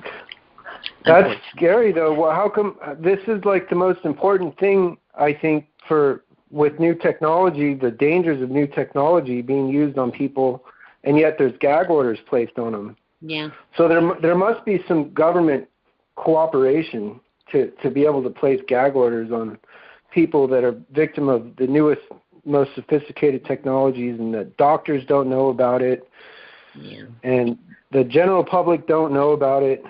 Like, the only one that knows about it are TIs, and we're not. A lot of us aren't experts in this field of radio frequencies.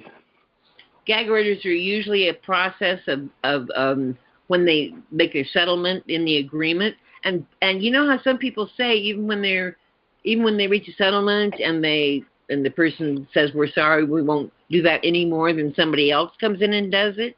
I think you could put in your settlement agreement, if we are lucky enough to get a case going, that the all targeting will stop, or they won't settle the case, or you won't settle the case. You'll take it to court, you know? Yeah, that sounds like a really good idea. Yeah. Make it a part of the settlement that they can't do it anymore, or the settlement, or there's no gag order, or whatever, you know? And if they cross the gag order, then you have every right to talk about it. You know? I just don't understand how people cannot be participating more and understanding what new technologies' abuses are. The unethical treatment with brain studies and with all these things going on with new technology. How come they're not doing more to put an end to it? I mean, the media doesn't. Northeast Conference. My name is Frank Allen. Oops. Where'd you go, Frank? I found a recording. I lost.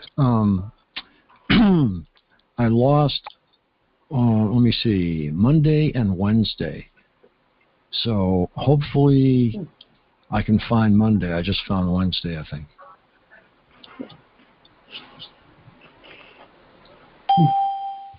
Well, today during your call, Frank, there was like a TV show that came on about halfway through your talk on your radio broadcast, and I couldn't. They were talking over you on this number, on this pre-conference call phone number. Wasn't it? It wasn't the commercials on the show, was it? No, it wasn't the commercial. Like, someone had their TV blaring in the background, and they wouldn't keep it. They wouldn't turn the volume down, so it made it a raucous. Oh, that's too bad. I don't think it was intentional. I hope that wasn't my TV, because I was muted when I went walking, and I had that show on, and I came back and I hear Linda Costanza saying, as I walked back into my unit, Melinda, what are you doing? You're screaming at her. No, I didn't. I said, Melinda? No, I said, Melinda, you might want to mute yourself. That's well, all I said. Of course, I was muted when I left. That's what's so bizarre. Yeah. No one was blaming you. I figured as much. And I think they unmute you on purpose, by the way. Yeah, and they know I'm out walking, so I won't notice. Exactly. Yeah. Exactly. You won't know, and then we hear it, and you don't know what's happening. Yeah. They do that to me, too. They mess with me on that, too. Yeah, I remember once you were unmuted, and it was rather embarrassing, Linda. Well, and Ella said, Linda, are you all right? Oh, I didn't know I was unmuted. Oh, yes, darling, you were quite unmuted. The whole world knows. Oh, yeah, well, yeah. Okay. They find us at our most vulnerable, and then they unmute us. Yes. Oh, believe me, whatever it was, that's not my most vulnerable, but, you know. Well, it sounded good to me. I don't know. You're funny. Yeah. You are. Well, I'm going to go work on my standing life expectancy test. Yeah. That's kind of a good one. Now, I can do it, but I have 2 stops on the way up. I have two. So they minus, so I'm 8, I guess. Well, I cannot do good. it. Well, yeah. Well, you don't know what one of those is. It's a lifeline. That's a pulley that pulls me out. No, I'm just kidding.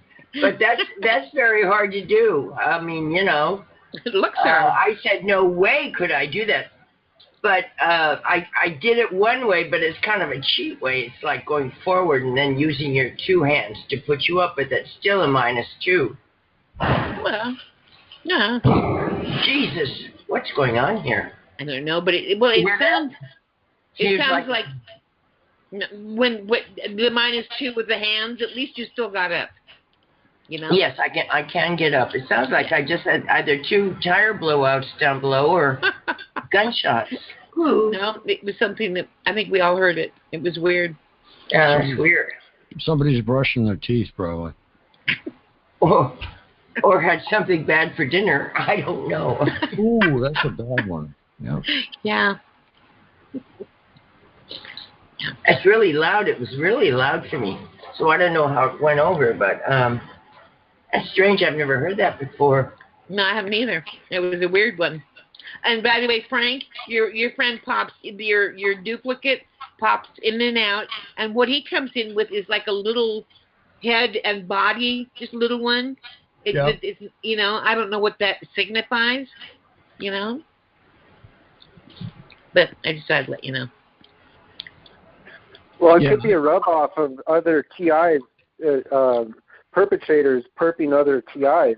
You know, it's like they might figure out certain things to do to distract calls. Like when I was on the call, sometimes I there would be noises and stuff on my line that shouldn't have been there, and I think that my perps were perping my line. But then I wonder, that's one of the things I'm most mixed up about and most worried about is if perps are perping other TIs when they hear them on the talk show or on the conference calls. Well, it's not your fault. I mean, if they're perping through your line, it's not. You're not making that happen. They just stole my bicycle. Actually, Linda, it wasn't my fault. They stole. No. I had it on a cable lock in the garage of my apartment, and there's hundreds of other bikes down there that some of them aren't even locked up at all, and are better bikes than my bike. Yeah. But my bike that my cousin and I invested in for riding around this summer, for getting out and riding around instead of sitting around. Yeah, it was off. It was gone. It was like 4 or 5 days ago. It was gone from where I had locked it up on a skinny cable lock. Yeah. My cousin was like blaming me though. He was like, "Well, I thought it was safer for me to keep my bike there." And it's like he gave me the bike somewhat to. He was talking about giving it to me, but I was like, "Well, I have so many involuntary movements and shakes and twitches in my body and unbalanced and things that just mess up my daily activities that I don't want to have the responsibility of a bike." But it wasn't my fault that I had it locked up. No, it was not your fault. It's not your fault. Out of hundreds of other bikes that were down there, it's like the only one that got stolen. Yeah. I attribute it to gang stalkers. I do attribute it to this contracted group of unethical researchers that are just like cold-blooded. Yeah. I think they like to get in the way of our staying healthy, you know, and bike riding is healthy. Yeah, it's easier on the knees than jogging. Yep. That's why sleep is so important.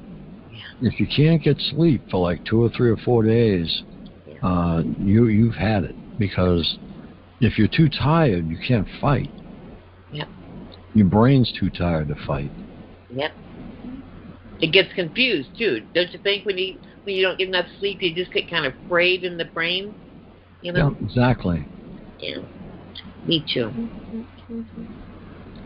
The longest they've given me sleep deprivation was like 2 days or 2 nights. I mean, they wouldn't let me sleep for almost a whole 2 nights. They finally gave in and were like a little reprieve, and they let me sleep for 4 hours one time when they were keeping me up all night.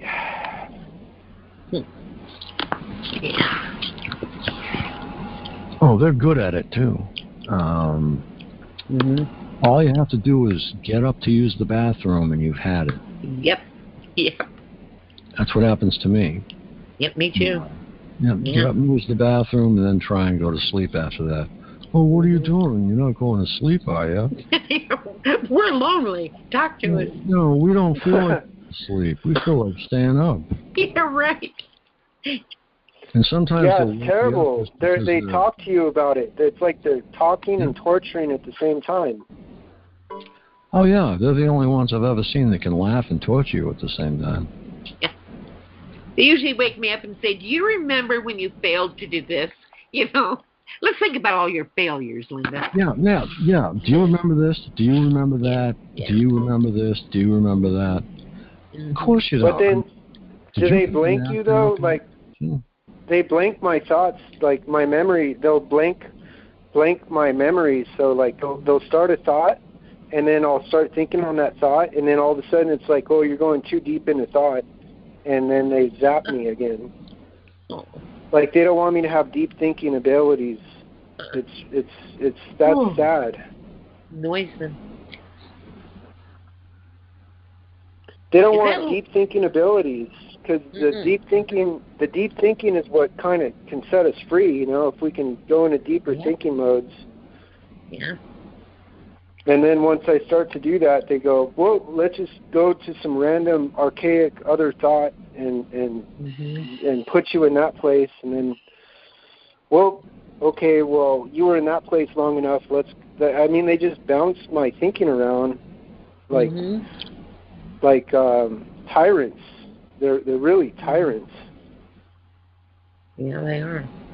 Oh, yeah. Oh, they enjoy it, I think.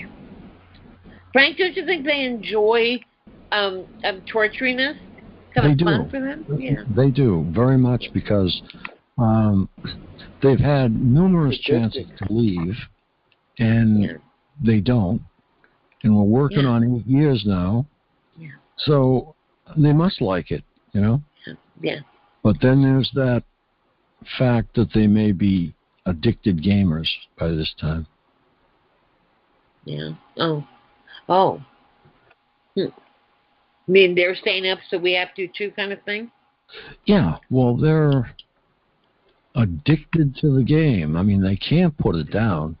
If you went in their apartment, you'd probably flip out. You'd probably see pizza boxes piled up, you know, 10 at a time. Bugs and burgers and, you know, dried up shakes. You know, you name it, it's probably there. Yeah. and we're part of their game, right? They play us, they hit us with zaps. Yeah. And also, there's the point that they're the addict and we're the drug. Yes. That's really an interesting take. That is surreal. And that their technology is surreptitious. You know, we can't get rid of it. There's no way of detecting it except maybe the FCC or someone like with a special analyzer. Then they think that they can just get off scot-free with these pestering. I call them a pestilence. Like in the Bible, it even says that there was pestilence, and that's how I view them. And they. You're right. The word gamer, I don't know if it, like how much they want to do it though, Frank, because they get paid. They're getting paid to do it. They're getting paid to stalk us. But Frank's right. If it's an addiction, then they really need to do it for their addiction. Yeah, Frank, to feed it. That's exactly right. They are addicted. They can't put it down for a minute. Wow. Well, even if you look at it this way, if you have a child and you give him a computer for Christmas, try and get it out of his hands. Good luck. Good luck. Yeah. Good luck is right. And then they start getting overweight. You got to say, hey, time to go outside and play some ball or something like that, and get them outside, because if they get hooked on that computer, they'll be there forever. Yep. How well we know. That's really the addiction. Well, what are they reading? Are they reading your thoughts? Are they reading your thoughts though? Because they're reading my thoughts, and that's why they're so addicted to it. And it's sad that they don't share. Marcus. Huh? They're reading your habits. Yeah. They've been with you for years. They know at any given minute what you're going to say to a question because they've heard you answer the question thousands of times. Yeah. So they know what you're going to say. So they say, oh, well, he's going to say this next. And he's going to say this next. Because it's habitual. Well, you're right. I agree. Yeah, they do that. But they when my deeper thinking starts to set in, it's like they can already read it before it starts to really soak in, like a transient thought, like taking me back to a better place, sort of things. And they're in my dreams. They're in my mind. They have devices in my brain. They get information through your larynx. That's my understanding. They can read your larynx. But on the throat? Then there's the sight thing. So, I think they get a lock on your brain, your audio, and your visual cortex. Well, this woman got really mad at me the other night. Not mad at me, but she got really mad that I said I was implanted 5 times. She said, well, why would they implant you 5 times? Like that. Like, why would they do that? Well, the first time was more older technology, and then as the technology increases, they increase with it. So that's why they implanted me 5 times, is because the technology kept evolving. Was she a TI? Did we ask you that? I don't know. It was on a Lauren's call last Sunday. I don't know who she was. She just, why would they implant you 5 times? And then this other woman said I was nuts. Oh, no. Well, ask them why they're TIs. They're not. Do they really know? I don't think any of us really know exactly why they're doing this to us. So people shouldn't question it. I don't think we should question each other. What is. Just my opinion. But they do, and then right away they go to like my cousin that I lived with for a few months, and I tried to tell him I was targeted, and we're still friends though. I'm actually going to go do a side job for him tomorrow, but he just doesn't want to believe me. He just doesn't want to. He thinks that it's satanic, that there's like demons in the world, and that whatever I'm facing are demons. Okay.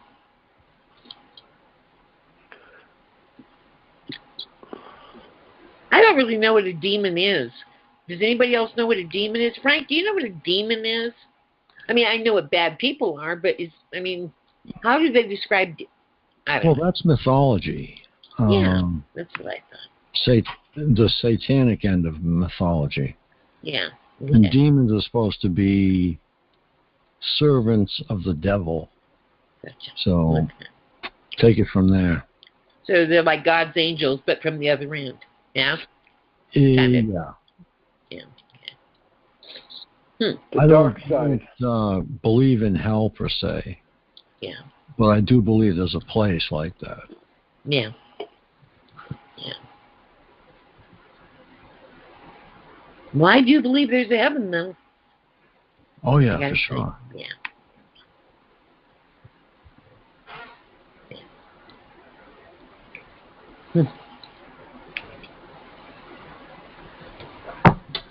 I also believe in reincarnation.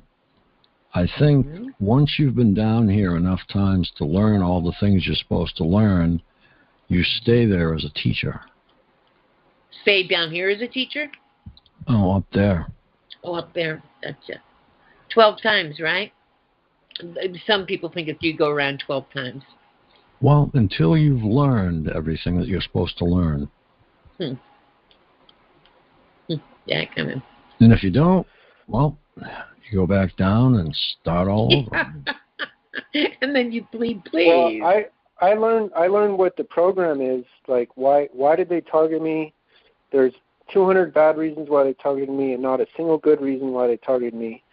But I know the times and places and the faces of some that did this, and it made my life 100 times worse than it was before I was targeted.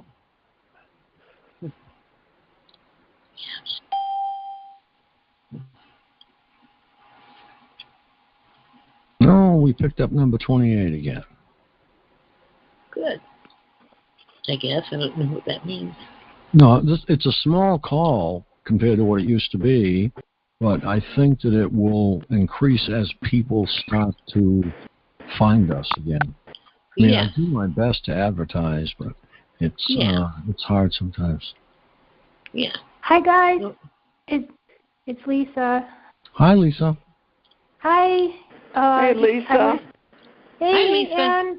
It's Ann from St. Louis. Ann and Linda and Frank. Mm-hmm. I'm recognizing your voices. That's great. Good girl. And what happened last night? Oh, I'm sorry. Did I just bump into? I just cut you guys. What happened last night? Like on Mark's call, like the late night. What happened? You all three bumped off suddenly at the same time. My phone fell out of my pocket, and I couldn't get it back on. In fact, I can't. It doesn't work either today, so I'm on another phone. But I don't know what happened to the rest of them. Did we all stop all of a sudden? Yeah. Yeah, just all at the same time. Remember, Ann? It was like weird, right? It was right when Mark was making. Oh, Frank, you would have. Oh my God, it was hilarious. Mark was like, I will have their testes at the moon. Oh, I loved it. It was epic. I mean, we got to have some, something to raise our spirits during this whole mess. Was that Mark from Texas? Uh-huh. Okay. Yeah. Yeah, it was so funny. And then, how's Marcus doing today? Is he on? Yes, he's here. He's feeling better. Oh, good. Hey, Marcus, I wanted to reach out and give you a big hug, but you were like knocked out of the call, so I couldn't. I wanted to ask you a question, Frank. Thank you. Sure. Because you were talking earlier about the visual cortex, but if I was born vision impaired, how much could they get from somebody that doesn't have a lot of sight to begin with? They're going to base everything on audio and tactile and whatever they can get from your eyes. Well, that's why I'm saying I don't know how they could get a whole lot. Well, now I'm completely blind, and I've got this damn photopsia to look at 24/7. And I'm really wondering. Surprised that they chose you, because they usually choose somebody that has eyesight, because that's one of the principal locations where they get information about your habits. They can get more. I mean, they say there's a big relationship between the eyes and the brains. I mean, that's why they're making a lot of the nutritional supplements to increase eyesight. Well, I see why they're doing that now, no pun intended.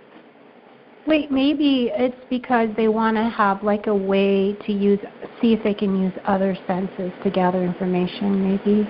Like she's a special. I don't know. And I'm not a twin, because I know a lot of this experimentation goes right back to Hitler's time. I mean, this is Joseph Mengele's one of his wet dreams. I hate to put it out there like that. It's all right. We know what you mean. Yeah. I don't know. I've just been listening to some recordings on YouTube, the World War II ones, about the experimentation and all that stuff. And I mean, a lot of it And what's going on today just, I don't know, to me seems like, wow, what a lot of, it's the word I'm looking for here. What a lot of coincidence. You know, they always experimented on twins. I'm a singleton. You know, I'm the oldest of 2 children. I'm half black, so, you know, maybe they chose me for that, but that's not a whole lot to write home about either. And I have a genetic eye disease, and when I did have some vision, I mean, I just can't see it, no pun intended, how they could get as much information, because I never ever did have enough vision for them to really make much of sense about anything. And then I went and I lost my vision. No thanks to them. Sorry. No, that's okay. No, I coughed in your ear. Didn't No, mean to. no, you're fine. Well, right now, for some reason, I hit a nerve with them playing Born in the USA by Bruce Springsteen.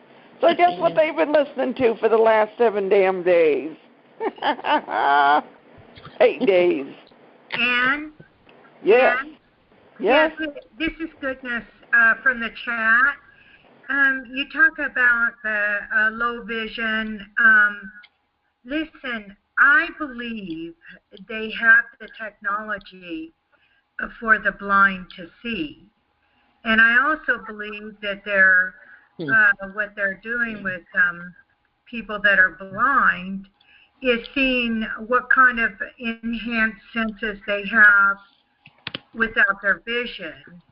And, you know, I don't know if I think they're using the technology for the blind to see. It's not all blind people, but I think they're using that for, of course, the very, very wealthy and the people that are in the false hierarchy at the top of the food chain, so to speak. Excuse me just for 1 second.